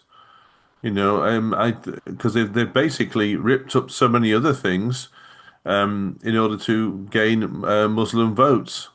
They've sacrificed at least 250,000 young girls to being raped and trafficked in order to gain Muslim votes from Pakistani Muslims. So there's no way if Starmer and this Labour government are still in power that they will celebrate the Balfour Declaration. They'll repudiate it and declare it a massive mistake. Wow. You think go that far? Yes, because I think I do believe most of look the Wow. Labour Party in the UK is riddled with paedophiles and anti-Semites. I mean, really, I mean, some of his Amen. cabinet Amen. and are calling for genocide of Jews from the river to the sea. So look who his Home Secretary is. Shabna Mahmood. Yes. She was one of the. Yeah. She's a Hamas supporting Well, terrorist. mess. Yep. Yep. So With there's no signs and way. all. I mean, we've got Yeah. pictures of her. We got the receipts. We Yes. got the receipts. Yes. Davey, I'm So going to go to you real quick. Yeah, I'm going to go to Davey real quick. Davey, October 31st, 1917, 3 days before the Balfour Declaration, it's when the horse regiment of the Australian forces broke through the Ottoman Empire forces in Jerusalem, and they were able to capture Jerusalem away from the Ottoman Empire. So the Australians played a huge role. 3 days later, you had the Balfour Declaration. Is that even mentioned in the history of Australia? And what's the sentiment there now? Is it very similar to Starmer and the left there in the UK? Yeah, it's not mentioned hardly anymore. Back in the 80s, yeah, you would hear about it, but not now. Um, Wow. yeah, the sentiment is very similar. I agree with what Elon was saying. That there'll be some sort of demonstration. Like they want to burn it and that kind of thing. Because there's already been MPs calling for it. Calling for the government to apologise for it. And I was thinking Wow. 2017. Really? Yes, yeah. I'll forward you the article, Oh, but there's wow. already been MPs calling for it to be, for a public apology to be made for the Balfour Declaration. Yeah, because I want to. Elon's right. I want to appease the voter base there, But 2017 was also the 500-year anniversary of the Reformation, and look what happened there. To Yes. celebrate the Reformation, a lot of so-called Christians shook hands with the Catholics and basically said the Reformation's over. So I kind of think that's kind of the Yeah. type of celebration we're going to see next year. It'll be that kind of thing where they'll basically, Wow. yeah. So I think, yeah, Elon, spot on. What a mess, isn't it, Davey? I just want Jesus to come and Amen. just settle this thing because it's just too, sometimes it is bears on your soul, but the fight must go on. The good fight of faith must go on. So we got to continue. I'm going to go to Jay. Jay, real quick.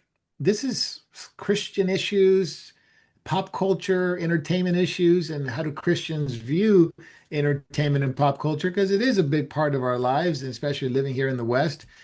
People get caught up in it. But I want to bring something up that I think you have a lot of good takes on it, and we've talked a little bit about this last couple of days. Is the new film coming out May 1st, Animal Farm? Is the adaptation of Animal Farm. It's the new film that's going to come out through Angel Studios. They're not the producers. They're only distributors. They're only distributors. But this Animal Farm has some A-list celebrities. I guess if you want to call Seth Rogen A-list, or Glenn Close, or Kathleen Turner, or what was it, Andy Serkis? Andy Any Serkis, circus? and of course, yeah, of course, who can forget Laverne Cox? The transgender. I forgot what movie she was on or he was on. But Animal Orange is Farm the is new going to be black. distributed by Angel Studios. Yeah. I'd like to forget Orange her is the new black. Thank or you. him Yeah, I or would like to. I would like to forget as well, but Now, unfortunately, I Animal have to Farm remember these by things. George Orwell, of course, is the quintessential book in an allegory form against socialism and against communism, and the way you look at the pigs, and old Major and all that is supposed to be like Lenin and Stalin, and I grew up reading it, and it was fantastic because I really hate communism. I really hate socialism. This movie that's supposed to be socialism, anti-communism, flips the script, and it's an anti-capitalist, anti-private property, anti-private equity film that is basically geared toward kids or young people. Angel Studios is going to distribute it. James, I'm confused. I thought Angel Studios was a faith-based studio that deals with faith-based movies. There's lots we can say about that, but tell me how this thing happened and what is Hollywood trying to do with classics? Hollywood has a huge problem right now. Right now, I have been here 20 years. I've got a lot of connections, and I've been receiving phone calls from people constantly saying, "Do you know if there's any work?" People that were making, Wow. three quarter, a third, 33% of $1 million a year in salaries from big production companies are now cannot find a job. That's how devastated the entertainment industry right now is. And the Mhm. part of it is no one goes to the theaters. It's all shifted to streaming. Now, Angel Studios, you would imagine, the reason why I was one of the early supporters is I want to see things that are actually good stories. I want to see things that have good moral values and a conservative perspective because it's something you never get from Hollywood. Hollywood is antithetical to, first of all, anything conservative, anything that is middle. It's always extreme left. And on top of that, they are very Mm. antithetical to Christian and Jewish values, real values. Mhm. Um, that being said, I thought that I would see something different with Angel, even if it is got a lot of ties. I mean, from Neil Harmon, who is the founder of Angel Studios, a Latter-day Saint, Founder. Yeah. to Steve Sarowitz, who is a former LDS but now Baha'i. Again, what is Baha'i? It's an Oh, ecumenical wow. movement. It brings in Oh, all the super. religions under one tent. That's right. Robert C. Gay, he is the LDS Church. He's part of the LDS Church. He's on the board. Benton Crane, also LDS, CEO, Angel Studios, and then Katie Liljenquist, Latter-day Saints. So their entire board, their entire infrastructure, it's not actually Christian. Yeah. They want to appear Christian. Every Mormon wants to say, well, we're not the Mormon church, we're the Latter-day Saints. But it's they follow Joseph Smith, not the Bible. They'll argue that, but Mm. fine. But I'm hoping for them to have a little bit more integrity. But you know what it really comes down to is they want to court Hollywood. They don't want to be Mm. something different than Hollywood. They want to be as important and self-absorbed as regular Hollywood has been, because Hollywood has never been in the last 10 years about making money. It's been about Mm. a message, their values, educating us poor, dumb audience members. We need to be educated about the real way the world works.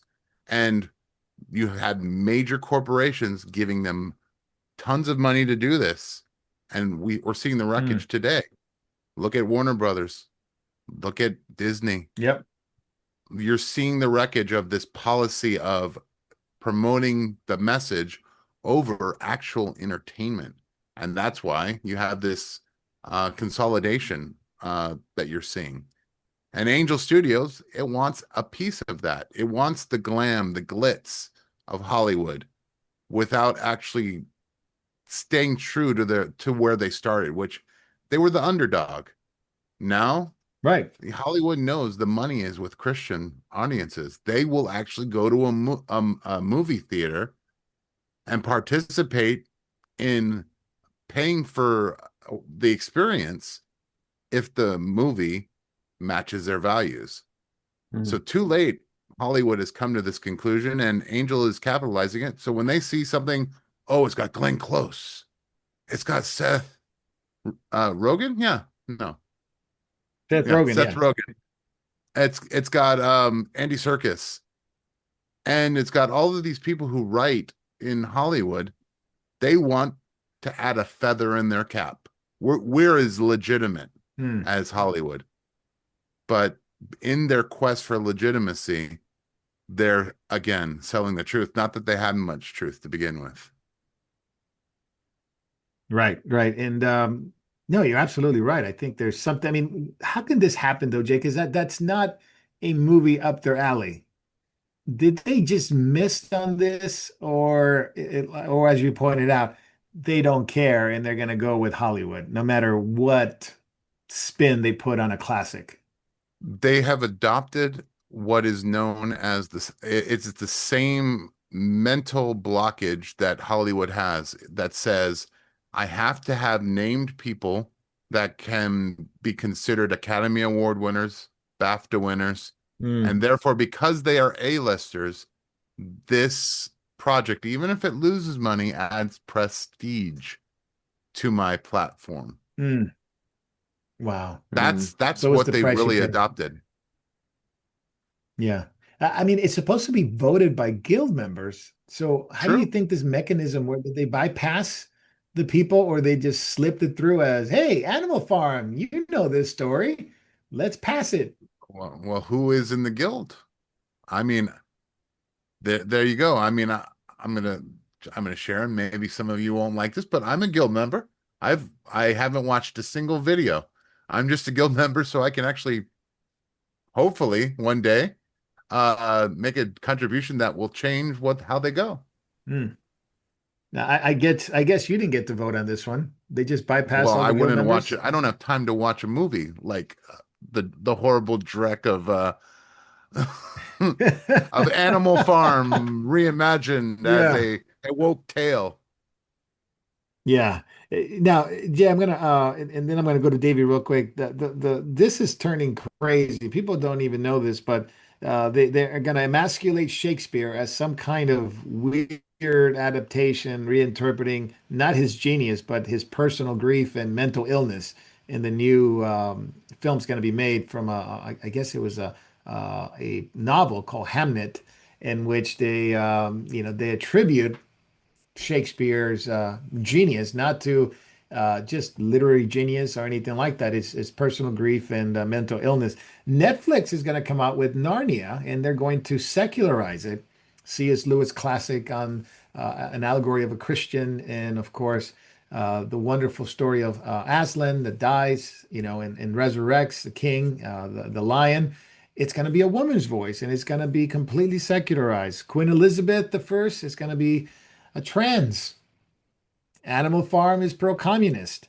What do you think next? 1984, Big Brother's it's good for you kind of thing. They're changing everything for a new generation that's coming, Gen Z and Gen Alpha, reinterpreting classics. What do you think? Well, obviously, we can't have something positive about William Shakespeare because, according to Hollywood, white men really don't contribute anything to society except for violence and pain and grief and colonialism. So, of course, he was a colonial conquestor with his language and his art. Therefore, we can't have Mm, anything good to say about him. He has to be mentally mm, disturbed because, mm, if he has genius, if he has actual great plots and dramatic stories, then it would completely undermine the message of there's nothing good that comes from white people. That's the mm, message that's been going on in Hollywood for years. Um, mm, when you look at what they're going to do to Narnia, to take a piece like that and to remove Aslan as the central character who is an image of Christ, you've basically taken the heart out of the story, ripped it out, and said, "Here, let me make you a hamburger," because that's all they've done. Um, mm, Hollywood, Hollywood cannot do anything that is other than remakes, and they reimagine it to their politics of the day, their cause du jour, and that's mm. what you're seeing. You're seeing the industrial media sausage factory grind something Ooh, for just a few more dollars until they realize we need to actually come up with some of the new ideas that are out there. And they yeah. refuse to take chances on them because they actually have true entertainment value rather than propaganda value. Yeah, you're right. It's propaganda. I'm going to go to Davey. Davey, your thoughts on this? You're a big fan of classics, and we've talked about classics before. We talked about classic movies, and there's nothing like the classics in terms of nothing's made like that anymore. But this is the whole reimagining of every classic, not every classic story, but give them some time. They'll do it. Shakespeare, Narnia, Queen Elizabeth, Animal Farm. Like I said, 1984 is next probably. But your thoughts on what Hollywood's doing, and it doesn't make me want to go to the movies and watch any of this or even stream them. Yeah, well, I think that's having the effect overall. It's kind of like movie attendance has dropped off. It's in the toilet.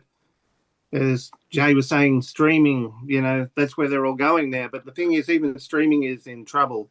And um, because there's, I think people are getting fed up with streaming. I've seen streaming numbers drop off too. People are going back to physical media, at least in the older age groups. They're going back to physical media because it's just from what I've heard, they say if you go into streaming, you've got to subscribe to so many different platforms. It's so expensive. You're better off just going to physical media and buying what you really like, and you can watch it whenever you like. And you know you're going to have it. It's not going to be taken off the platform or edited or tampered with in any way. I've been someone who's absolutely hated all the remakes. There's a saying, if it ain't broke, don't fix it. It's kind of like we didn't need another reimagining of Narnia. Definitely not this horrible woke version that we're going to end up with. And this is the thing. Look, if you want to make a movie with those values, if you want to do that, go ahead, but call it something different. Don't take like what they absolutely butchered Snow White last year. I refuse to see it. I refuse to watch it. But I mean, because I do love the original classic, and going back to the classics too. Like if you look at all the older ones, like Snow White, Pinocchio,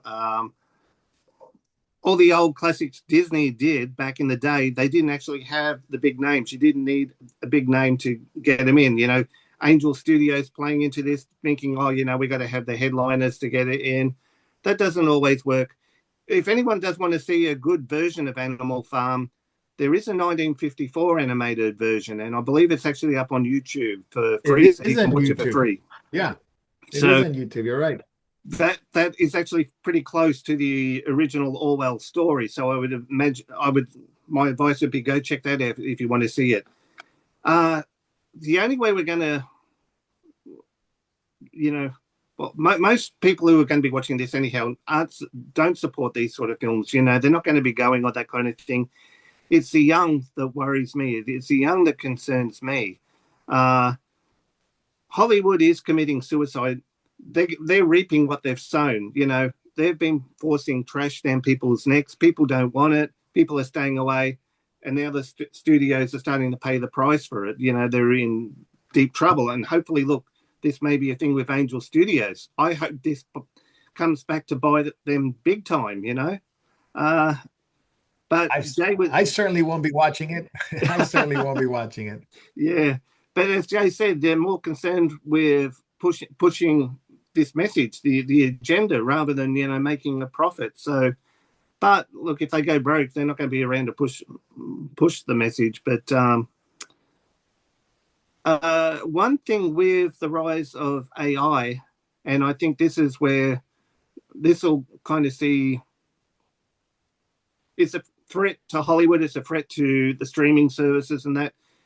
And I've seen some of the results, especially like Sea Dance is a big one now in China and that kind of thing. But there's a lot of animated videos on X now by people using Sea Dance, and I must admit, for very little now, people can make their own movies and entertainment. And I think that's what a lot of the kids are going to be doing. I think the kids will be getting into that more.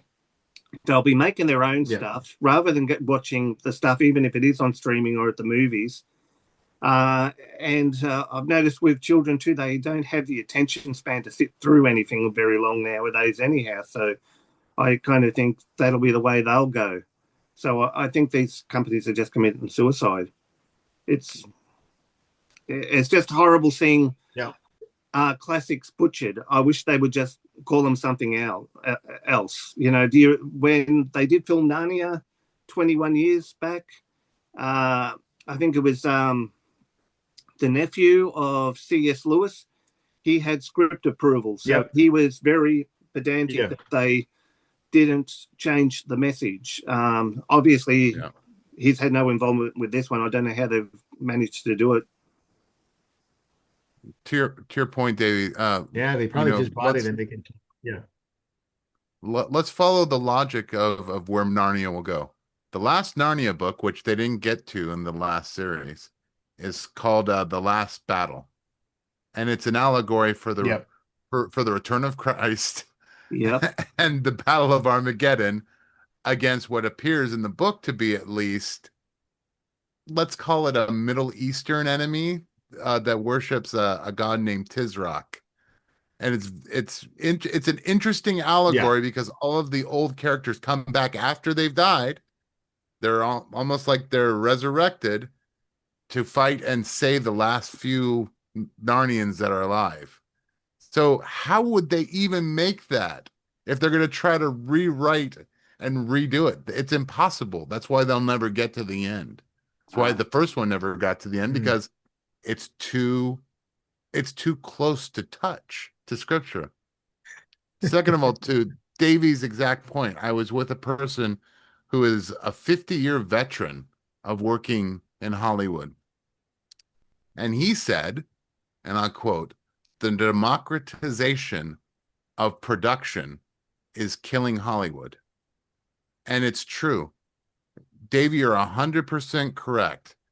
The new creators are going to be people who pick up and start making content of their own outside of the system, and that is what will actually carry this art form forward. It's not going to be the Hollywood system unless they start to embrace these creators. yeah. And I think that's one reason too that Yeah. kind of concerns me with like censorship, because Hollywood won't give that up, you know, and Netflix and all these ones, they're not going to give up that monopoly without a battle. So I can see them actually joining in the censorship wars where trying to bring in, okay, you're going to have a license or something to be able to stream on YouTube or that kind of thing, so that they can minimize the amount of opposition and content creators that are out there. Because already the podcasts, YouTube, and a lot of podcasters are doing better than a lot of streaming services already. Yeah. Yeah, Yes. no doubt. And you know the technology is getting so good, Davey and Jay, that VO3 is coming out for Google Studio, and if you can subscribe to it at some point, you'll be able to make your own movie very simply by just writing a script or writing a story, which can be done through AI. People are going to be making it in their own movies. I think in the future, to the democratization of those things, Jay, as you talked about. It's absolutely true. People are going to be their own studios. People are going to be their own makers of movies, and it's going to fragmentize everything. So, you know, someone's not going to go to the movie theater; they'll just make their own movie, or people are going to Yeah. subscribe to a certain content creator that actually makes good films, Yes. and is going to avoid all the other stuff. So, it's going there. I know the what is it? Chat GPT. What is that version of they just shut it down. Their Sora. Open AI had Sora. Yeah, they're gonna shut it Sora. down. But VO3, yeah, Sora. VO3 is gonna be better than Sora because people weren't using it. People weren't using it. So you know, Because OpenAI it is losing looks money on horrible that when it very quickly. generates something. I, I Yeah, I yeah. played with it quite a No, bit. It's you can't compare it to some of the stuff out there. that's interesting. That's interesting. By the way, Elon, I just wanted to ask you this. You know, when I was going through all the new adaptations, so you had Shakespeare new adaptation. He's an English white man. C.S. Lewis, an English white man. Queen Elizabeth, an English white woman. Um, well, his name wasn't George Orwell. It was Eric. I think it was Eric Barger. I think it was his name. Blair. Sorry, Eric Blair. That's going to be different. He was an English novelist. Are they going after every English white person here and remaking some of the most classic, amazing stories you probably ever heard? Um, well, it does look that way, but I think they're Yeah. also trying to erase Western culture and replace it with something else. And Yeah. of course, many young people do not read books. Um, they don't, I mean, that's even presuming they're fully literate in the first place with the education system the way it is. I mean, I wish I were joking, I mean, you see these videos of people asking very basic questions about history or literature or something, and nobody has a clue. You've got university students who are semi-literate, not just in America, it's in the UK as well. So Yeah. what is happening is we're getting a rewriting of history in a sense, a rewriting of, and because people don't read, they don't read the originals very often. They watch they watch these adaptations. They'll never know what the original message was. This is all very disturbing. Bingo. So and it's quite Yep. deliberate. I do believe it is. I do. Of course, Yep. in some cases, you can't always put a book verbatim into a movie. They have to be adapted, but adaptation does not mean you have to be unfaithful to the message and the value system that the original book, original work presented. You know, Yeah. No, you're absolutely right, and that's coming. That's coming very, very fast. In yeah. fact, Jay, I think we must make 1984 before they change it, and people won't even know what 1984 was all about, which is again George Orwell. They might just change that because they just did Animal Farm, so we're gonna have to come up with a new 1984 version of it. So, I say we final thought, reimagine it guys, as on 2020. Yeah. yeah, yeah. Hey, it's the 6 year anniversary in March began 2020. So, we were talking about making a video on that, but we'll talk about that later. Final thoughts, guys, on Christian persecution. Sad, very, very sad. I'm going to give you some of the countries that have been attacked. And this is not an exaggeration. Just this year alone, Christians have been attacked in Nigeria, Pakistan, Syria, Sudan, the Congo, Iran, Myanmar, Bangladesh, Libya, Burkina Faso, Somalia, Yemen, Afghanistan, Pakistan, and of course, here in the United States, Christians have been attacked. Of course, we've had two Jewish believers that were killed in Washington, D.C., just for being Jewish, and they were attacked and killed in Washington, D.C. England, Europe, all at the hands of Islam, Yes. all at the hands of Islam for the sake of Islam, for the sake of Palestine. This is genocide. Anyone can start. We had 57 injured, multiple dead in Pakistan just this weekend, 26 in Nigeria. They burned churches, captured women and children. Anybody can start. Your thoughts? This is a genocide that no one, hardly anyone, is talking about. It's something that is going on in the world because if you can see the anti-Semitism, that's that's that's the visible wart. But what's going on under the surface is you can't just go after the Jewish people. You have to go after the Christians. And the Christians, because of the idea of let's call it social justice, because there's a lot of Christians and the minds of most people, the Muslims are a minority. They will allow they have no problem with Christians being taken out because Christianity is a bad kind of taste in most secular people's mouths. So they Yeah. don't care Yeah. about Christians dead. They don't care about women and children unless they're the right race, the right ethnicity, and the right religion. And the right religion, according to the left, and now part of the right wing is Islam.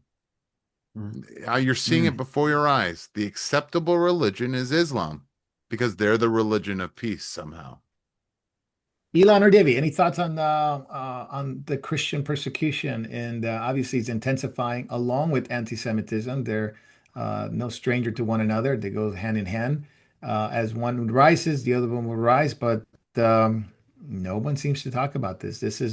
I'm very comforted by Revelation 6, where the Lord knows even how many Yeah. would be killed. And he Yes. told us to wait and be patient until his wrath comes. Elon, your thoughts? Book of Hebrews says the world was not worthy of people that like Yeah. this, that die for their faith, and they did not deny his name. Call it what you call it, these believers in different countries, they might not have the same theological background that we are privileged here in the West, but man, they have one thing. They love the Lord and they do not deny his name, even unto death. Yeah. Yes. One of the things that drives a lot of this, the suppression of these things in the media, and there's I think it's Romans 1. It's either in Romans 1 or maybe a Second Timothy. I'm just trying to think it talks about one of the features of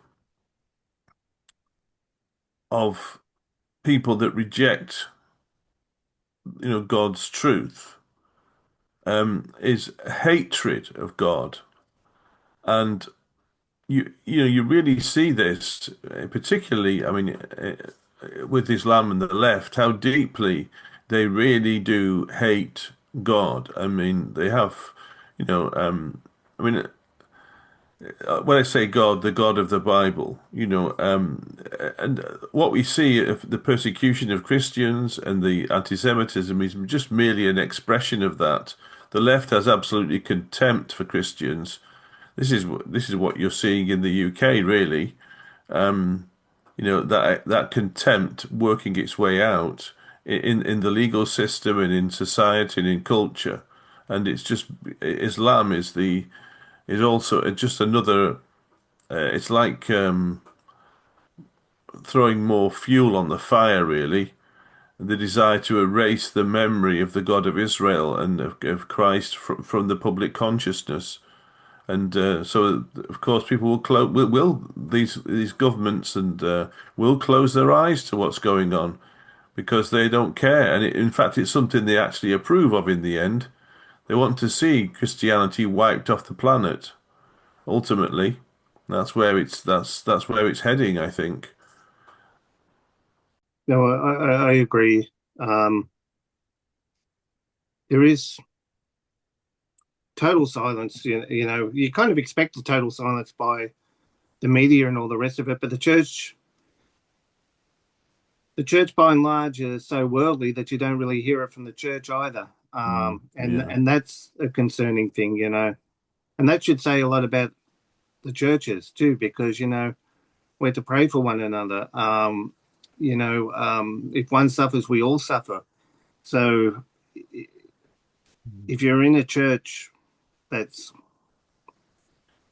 and they're not talking about the persecution of our brothers and sisters that's going on, then I would probably seriously consider, talking to your pastor or, even leaving if need be. But, we have to be a voice for the voiceless, and we do have to kind of speak up where they can't. But persecution is spreading, and, you can't turn a blind eye to it. It's coming to us in the West fast, and, you're already seeing the precursors of it in the UK, where you're having, and even here, where it's what I'll call political persecution and that kind of thing. Where you'll be prosecuted, imprisoned for your for your thoughts nowadays. You can be yeah, imprisoned for your thoughts, but it won't stay there. The physical violence and persecution will come to the West too. yeah, You know, uh, interesting. We might think we're kind of, fine here in the West, that kind of thing. I'll probably get in trouble for saying this, but even in a little town here, I know um,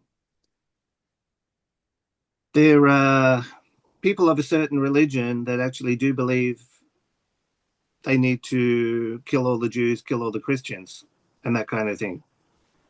And I know a church here in town actually had a memorial service for the victims of the Bondi shooting, and a couple of Muslims did actually turn up for the service. Also, a person has to ask the reason, why they're there, especially when they do believe what I just stated earlier. So, Mm. you know, things may not be happening here, right here and now, but don't think it's going to stay that way. Mm. Yeah. We do need to Yeah, pray for those absolutely. who are The one suffering for thing, their faith, yeah, because one yeah. day it's going to be The us. one thing you can Yeah. guarantee is, yeah, it's going to change. It's going to change for sure.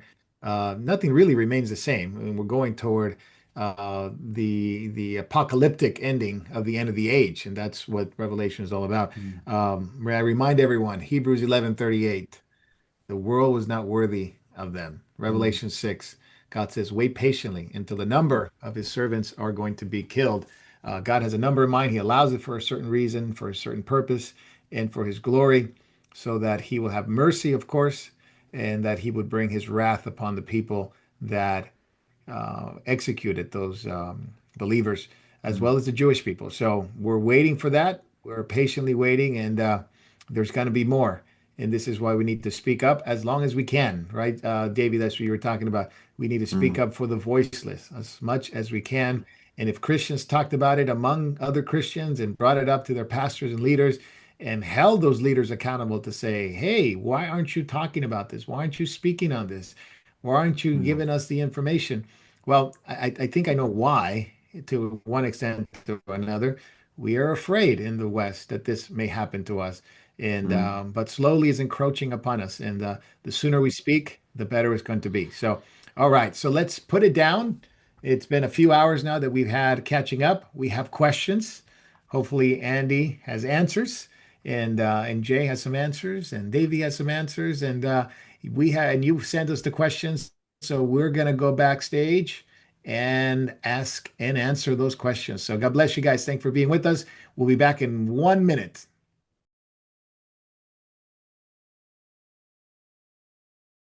All right, welcome back to Backstage, the part of the episode when we get to ask questions and get some right answers, some biblical answers.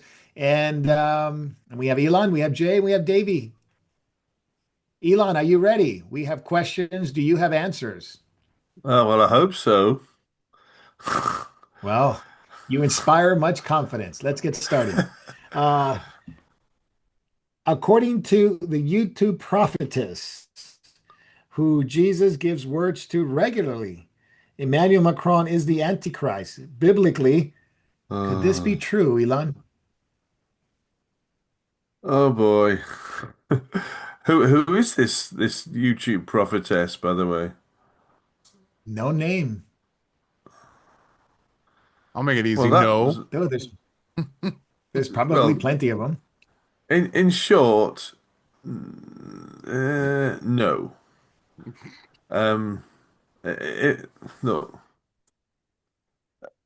unlikely.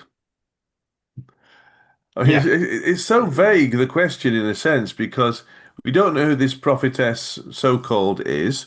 We don't know if she's made any false prophecies. If she has made some false predictions already, then she's a de facto false prophet, according to Deuteronomy 18 and Deuteronomy 13, and therefore we should not pay her any attention whatsoever. So, yeah, unfortunately, this is a very there's not enough detail and background given in the question, but the Antichrist has to meet certain criteria. There are certain criteria, of course. One, and in fact, actually, the the beast, Antichrist, does not become the und does not actually become under the full influence of Satan, as far as we can see.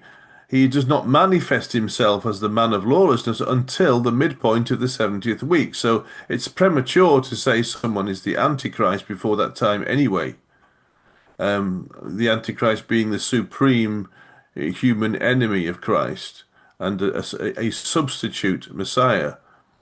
So the answer is no. There is no evidence to say that Macron is the Antichrist. He's not surrounded Jerusalem with armies. He's not sat in the temple declaring himself to be God, and he's not, persecuted the Jews and driven them out of Judea and Samaria into the wilderness. So the answer is a definitive no. You got it. Well, the one thing that's interesting, and I just to pinpoint some maybe some things that they can research, and it's when the Bible speaks of there'll be many antichrists, and I do believe these world leaders do have that representation of an antichrist, people that deify themselves and want to be worshipped like a god.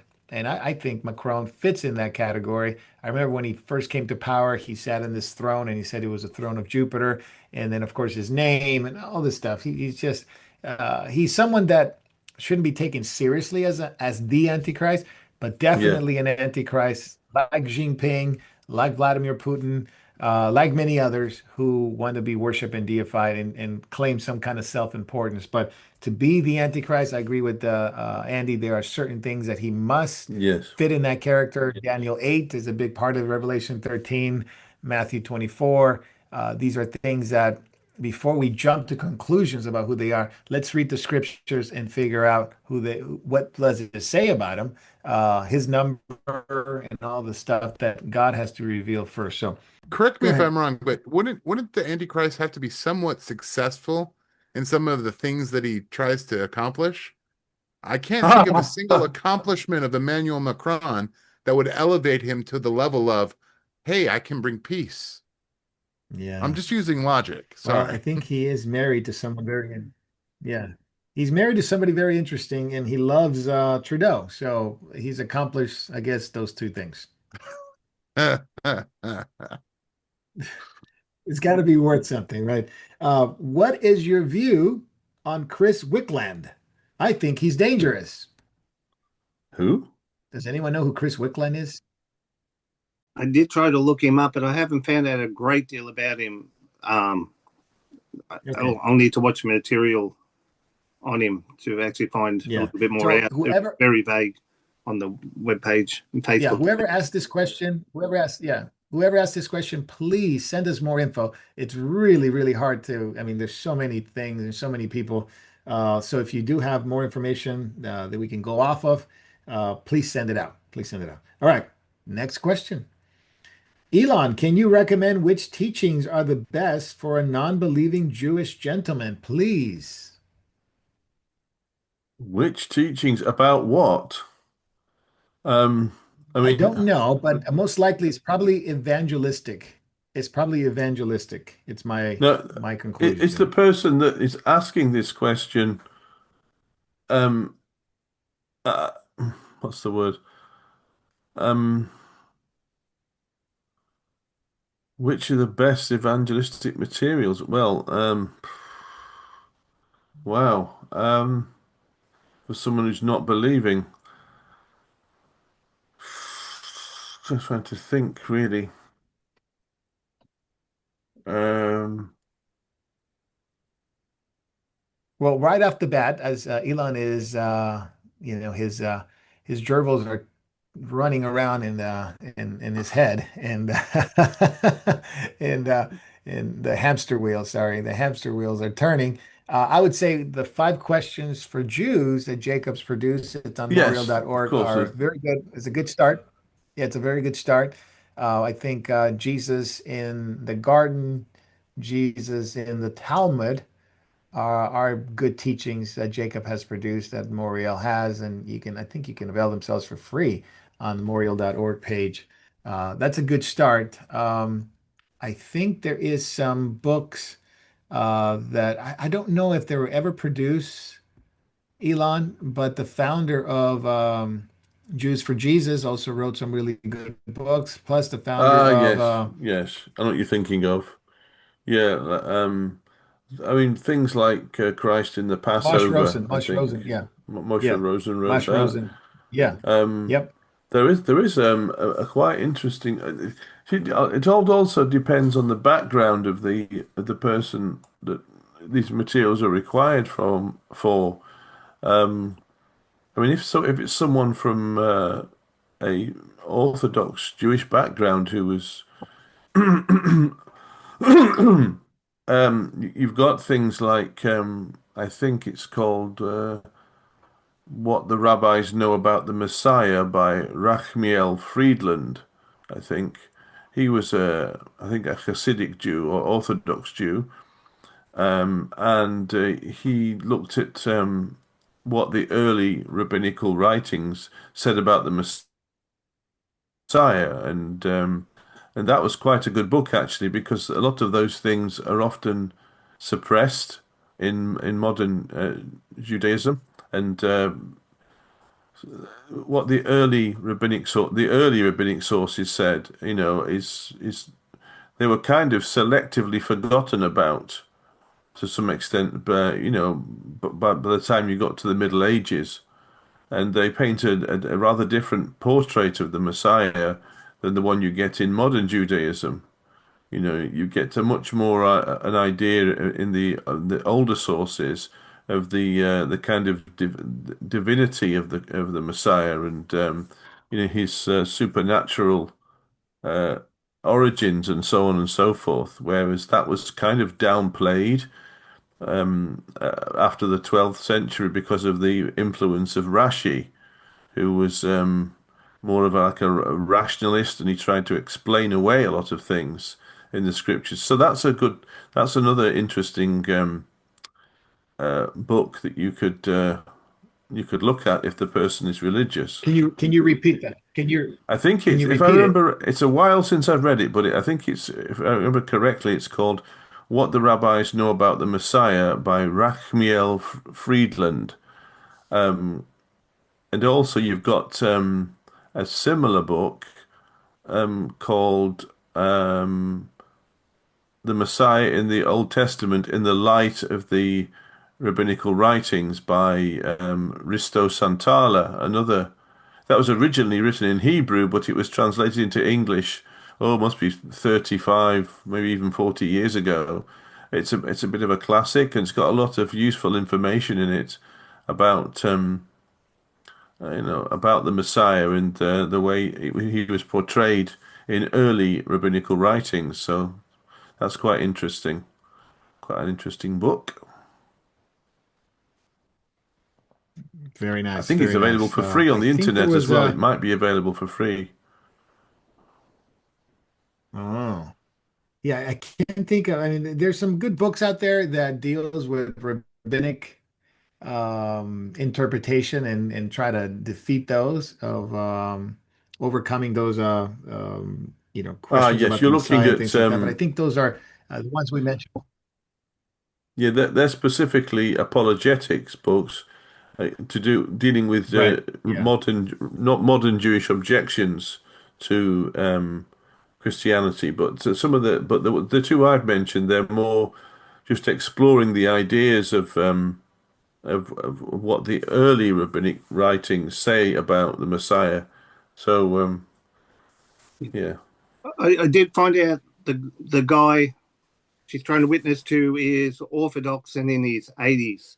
So right. he does have, religious background, and she was wondering what Jacob teachings might be appropriate.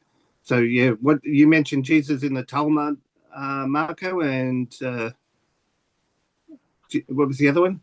Jesus in the garden? Jesus in the garden. Yeah.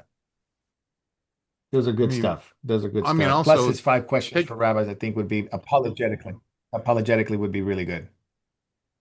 just taking him through the scriptures. I mean, Genesis 15 comes to mind, where it's God Himself who goes through the animals and guarantees while as Abraham is sleeping. That's a beautiful image, a typology of Christ taking on the burden of the covenant.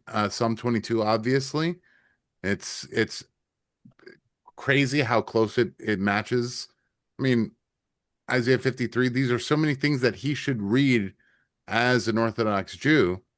And maybe, maybe something will click because Christ is revealed in their scriptures. Yeah, so I think we that's a good starter. That's a good starter, and I think people will find themselves wanting more. But that's a good start. The five questions on the website, Jesus in the Talmud, Jesus in the Garden. I think they're very good. He might have other ones, but those are really good. And then the one Elon mentioned may be able to help out a little bit more. So I'll go to the next question. Uh, Jay, I'm going to ask you this question. Why are so many Americans against the war with Iran when Iran wants the death of America? I think the problem that we're running into is we vote, many Americans, especially as far as Donald Trump is concerned, um, they were voting for someone who was no longer going to continue foreign wars. And then you have the entire left wing that was, no, he can do no right. So you've already got 40% that doesn't want anything to do with anything he does. So they're against the war. And then you have a certain percentage of people who voted for him who are like, we just don't want anything to do with a war in the Middle East. We're done.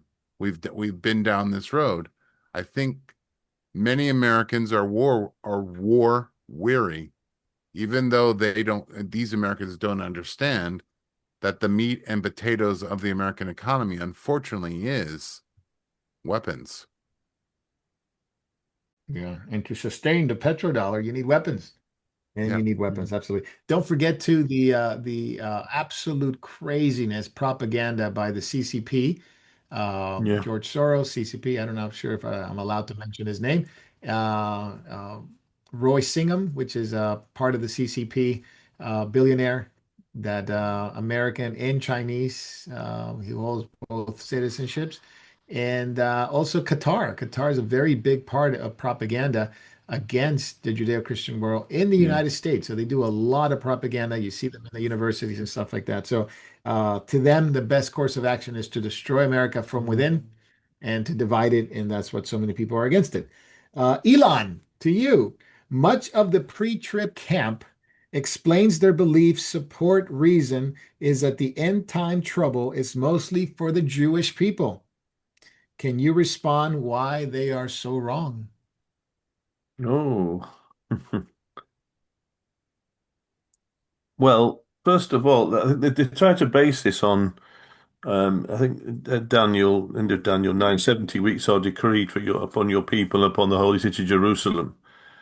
And they think, well, the thing is about that is, well, yes, those weeks are decreed upon the Jewish people and upon Jerusalem, but that they try to make that into that those are just that period of time is exclusively related to the Jews and to nobody else. But the problem is when that prophecy was given, the church at that time did not exist. But the church exists now. So now you have another group of people in play. But that they extrapolate this then to think that, well, the church can't be around. This 70th week is exclusively to do with the Jews, and nobody else at all will be affected by it.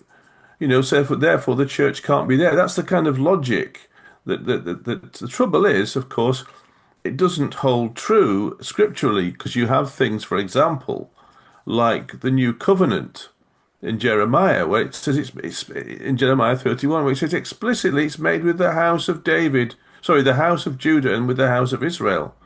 And yet you have Gentiles being grafted into that. They're participating in that covenant. Because Jesus, Paul specifically in his letter to the Corinthians explicitly says, that when you do this, you're celebrating the Lord's death till he come. But this is the same new covenant meal that Jesus was giving, in Luke and Matthew. So just that's just one example of why you can't, this logic, this pre-trib logic fails. Because if you say that the 70th week can have nothing to do with the church at all, you really have to say the same thing about the new covenant. But it just doesn't hold true. So it's bad logic from pre-trib teachers. I mean, there's a lot of bad logic from pre-trib teachers, but that's just one of the faulty assumptions that they make. And it's a really, I mean, it's very weak, and it's been debunked so many times. Then they keep trotting it out. No, you're absolutely right, Elon. And even in the Olivet Discourse, but this one is in Mark 13, when Jesus finishes the Olivet Discourse, and he's of course speaking of signs that will be, of course, in Jerusalem, in Judea, that'll be the abomination of desolation. Many people think, well, that's got to be for the Jews. In fact, that is the prototypical dispensational pre-trib view that Matthew 24:25 of the Olivet Discourse found in Luke 21 or Mark 13 is only for the Jews. And they would say, see, it's only talking about Jerusalem, it's talking about the trouble, it's talking about persecution. And then in Mark 13, when you read the end, he says, I say what I say to you, meaning the context of proclaiming the Olivet Discourse, what's going to happen when he returns, what are the signs? He says, what I say to you, I say to all, therefore And watch. I could And so add to he that, is of course. not talking just to, Yes. yeah, Also, he's not just just as an talking to the example, Jews, he's talking to all. yes, because of course when Paul gives his instructions to the Thessalonians alone, he's you can there are 30 parallels between what Paul says to the Gentile Thessalonian church and and the Olivet Discourse. So in 1 and 2 Thessalonians, you have all of this material that Paul is drawing from the Olivet Discourse and he's applying it to the Thessalonians. He's teaching them the Olivet Discourse. In the Second Thessalonians, he says, "No, you're not in the day of the Lord yet. Why? Because the abomination of desolation has not occurred." That's basically what he's saying. So Paul applies the Olivet Discourse teaching to Gentile believers. Therefore, the 70th week of Daniel and the tribulation and all of that applies to the church as well. Yeah, you know what's interesting, Elon? Many times they will say, "Well, the church is not mentioned after certain chapters in Revelation, and it's the old, from silence. They try to explain it from silence. Well, they're not Yes, mentioned, so that means must not be here, and it's an argument from silence that's not very strong. In fact, we do see believers after Revelation chapter 4. We see them in Revelation chapter 6. We see them in Revelation when it's speaking of the seals. We speak of believers that are being persecuted and martyred. So it's not, they say it's not mentioned into Revelation 19, I think it says. That's the argument. Well, we see them in Revelation 7, we see them in Revelation 12, we see them in all throughout the book of Revelation, believers are mentioned. Just because it doesn't say Christians, it doesn't mean that they're not believers. So sometimes they're called saints, yes, sometimes they're called overcomers. The book of Revelation speaks of them in that's different right. labels, Yes. different same This, Christian groups. Yeah, same Christian groups. this is the word concept fallacy, the old thing about the word concept fallacy, whereas they don't take into account synonyms and different ways of describing the same thing. For example, you don't, I think there are a number of Paul's letters that don't mention the word church. Right. And so are they not addressed to the church then? So it's a Yeah, silly, it's one of these it is stupid a silly. objections that you get from pop pre-trib teachers who are not really very scholarly and are sloppy with their arguments, or from people, or from pre-tribbers who just parrot what they hear from the same pop pre-trib uh, preachers. Yeah, and you know what's interesting too, and people may not like it, but within that camp, within that field, there is that sentiment that the Jews they will get the tribulation, so they say, right? The tribulation is for them, the rapture is for us, and they're sort of distancing themselves from the Jewish people, which a lot of them support Israel. Don't get me wrong, but in their Yeah, eschatology, there's built in this idea that Jews will get the wrath and the tribulation and the great tribulation, but the church will escape it all. So there yeah. is that sentiment of Jews, you get it bad, and we're out of here. It They has a would they slight would kind they of wouldn't say this anti. anti-Semitic whiff to it, doesn't it? Really, that. Yeah. Oh, Yeah, You know. absolutely. this It church, by the absolutely way, does. this Yeah. church, this compromised Yeah. church filled with hypocrites and anti-Semites and want to compromise the Bible. That church is going to get it easy, huh? Yeah, Hmm, don't exactly. think so. Yeah. Lots of holes. Lots of holes, like Jacob says, like Swiss cheese. Many more holes than Swiss Yep. cheese. So, final question, Elon, final question. Where and how did the Satan's little season thinking came about? Thank you and God Oh, bless you. good grief. Oh my word. Oh, it's this is one of those bizarre, insane crackpot theories. Yes, it is. And you know what? I I must apologize here that I can't remember. I actually listened to a tape on this some months ago and I thought, what on earth is this? What on earth is We, this garbage? Where does it come from?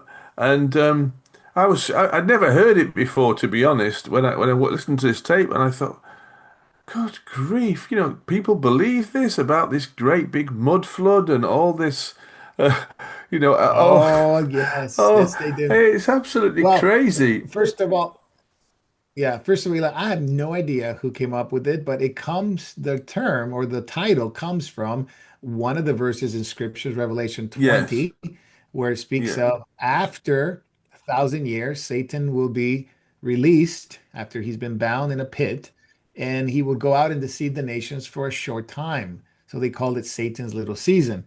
And of course, the idea is that the millennial happened a while ago, and the millennial sort of ended during the Middle Ages and we've that's it been now. Yeah, basically under Satan's yeah we've been under Satan's little season of deception, thinking that the millennial is future, but it's actually is has been fulfilled already. And then most believers that well, I said believers that are with Christ, you won't believe this, they're up in the North Pole oh, and they're that's all living right. in there, Yes, and it's like yeah, and Santa Claus the movie, they isn't it? are Really? residue.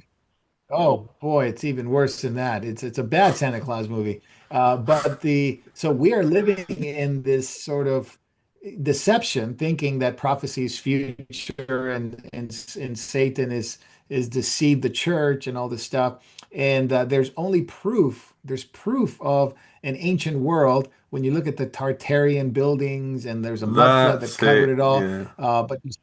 Yeah. So we are waiting for Oh, the Lord's return, but it's already happened. And this is a preterist slash sci-fi slash bad movie people that believe this stuff because there is preteristic ideas in there, Eli. And that's the danger. There's preteristic idea yes. that Jesus has come. He came in 70 AD and the Yeah. millennials already passed.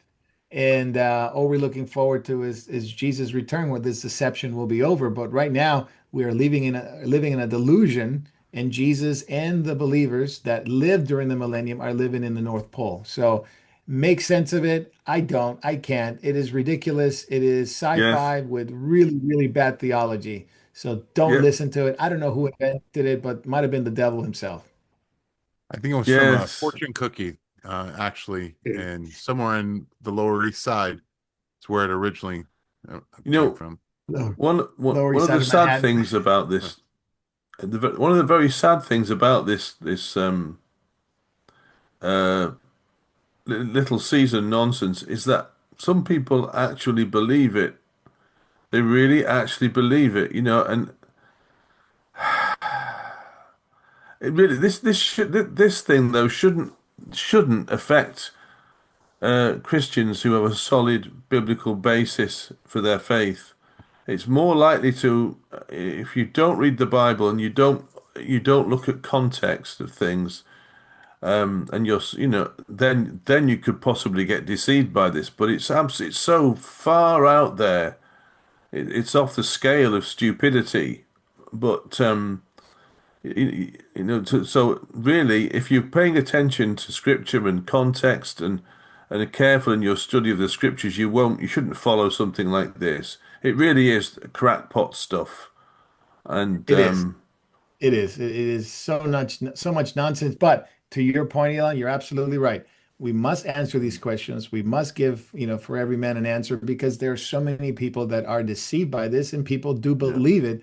And if they believe this, they'll believe something else. They're very prone yeah, to deception and conspiracies and all this stuff. I mean, it'll be the same kind of people that believe that the Jewish conspiracy that they rule the world, or the Nick Fuentes type, that they call themselves yeah. Christians yet believe everything is Israel's fault. So we must answer this with the truth. And the truth is, Revelation 20 speaks of the millennial three times. It's mentioned 1,000-year reign, 1,000-year reign, 1,000-year reign. And so we look forward to, preterists believe it happened already. Amillennials believe it doesn't happen. Post-millennial believes that it's happening now. But the early church was premillennial. They look forward to a time where Jesus will fulfill David, like David being a king, Jesus will be king over Israel, ruling from Jerusalem. Then comes this season of what they call Satan's little season. The true little season is he'll go out into the world and deceive those born into the millennium. And then there'll be Yeah. the great judgment, and the great white throne of judgment will come. So that is biblical theology. The early church was premillennial. I'm premillennial. Most, Moriel's premillennial. The church premillennial. We believe that the millennium will come when Jesus returns, and then 1,000 years he will reign on the earth, fulfilling the prophecies. And to think about some of the prophecies in the Bible can't make any sense unless there's a literal 1,000-year reign of Christ. Yes. And like Ezekiel 40 to 48, those chapters make no sense, absolutely no sense, unless there is a physical return of Jesus and a physical reign from Yes. Jerusalem, which we believe from many scriptures that it will be fulfilled at that time. So I anyway, mean, much stuff, just much stuff. a very last word on that. To believe this little season nonsense, you have to spiritualize away or completely ignore some of the very, very clear prophecies about the exaltation of Jerusalem, the unit, peace in the world, the return of all the Jews to Israel, the millennial temple, the descent of the New Jerusalem from heaven. All of this has to be brushed away in order to accept this stupid idea that the millennium's already passed. It's Yeah, like it's complete nonsense. the millennium's already passed and no one's noticed. Oh, really? Yeah, You know, yeah, yeah. Yeah, try to sell that one. Yeah, try to sell that one. All right, very good. Thank you so much, Elon J. And Davey, would you close us out? Final words of encouragement, please. Yep. Oh, no worries. Well, thank you for all sticking with us again today. And just thinking about that last question, one thing we can take comfort in. Look, we have a mm, more assured word of prophecy. You know, unlike things like Nostradamus or anything like that. You know, the scripture is not a matter of speculation or doesn't lend itself to crazy interpretation. Elon is exactly right what he was saying too. People going into Gnostic interpretations, of these things. We can be sure. Look, God says what He means and means what He says. So my current encouragement to you is just to keep in the Word. Um, His Word is pure. If we keep in His Word and get His Word in us, we'll be and have a love for His Word, have a love for the truth. We won't be so easily deceived or misled or anything by, all these crazy things that are coming along, you know. So my encouragement is just, look, keep in the Word, keep close to Him, keep praying for one another. Another thing, don't let our love grow cold in this day and age. At the moment, the love of many is growing cold. people are being indifferent to suffering. They're being indifferent to the suffering of, the Jewish people. They're being indifferent to the suffering of, believers in the Middle East, in Iran, in Nigeria, wherever they're being persecuted. But they're even being what do you call it? Not sensitive even to the needs of the brothers and sisters in your own fellowship at times. We have to keep stirred up, keep fervent in love for one another, keep in the word. Don't let our love for his word grow cold, and just treasure his word in your heart daily. So he will give us the grace, he will give us the strength that we need. And as well, one of my brothers in a prayer meeting said the other day, if we keep his word will keep us. So, and that's so true. So just keep on keeping on. Keep your eyes on the Lord. He's coming back soon, and look, we do have a glorious hope in him. So we may go through some difficult times, but he is faithful. He is good and faithful. He will never leave or forsake us. So thank you. God bless you all. I'll hand you back to Marco. All right. God bless you guys. Thank you for being with us, catching up with Jacob. Please pray for Jacob as he gets ready to preach this weekend and come back next weekend to the States. And we'd love to have him back. So it was great to see. Watch the hot take. Keep praying. Keep preaching Jesus. We'll see you guys next week.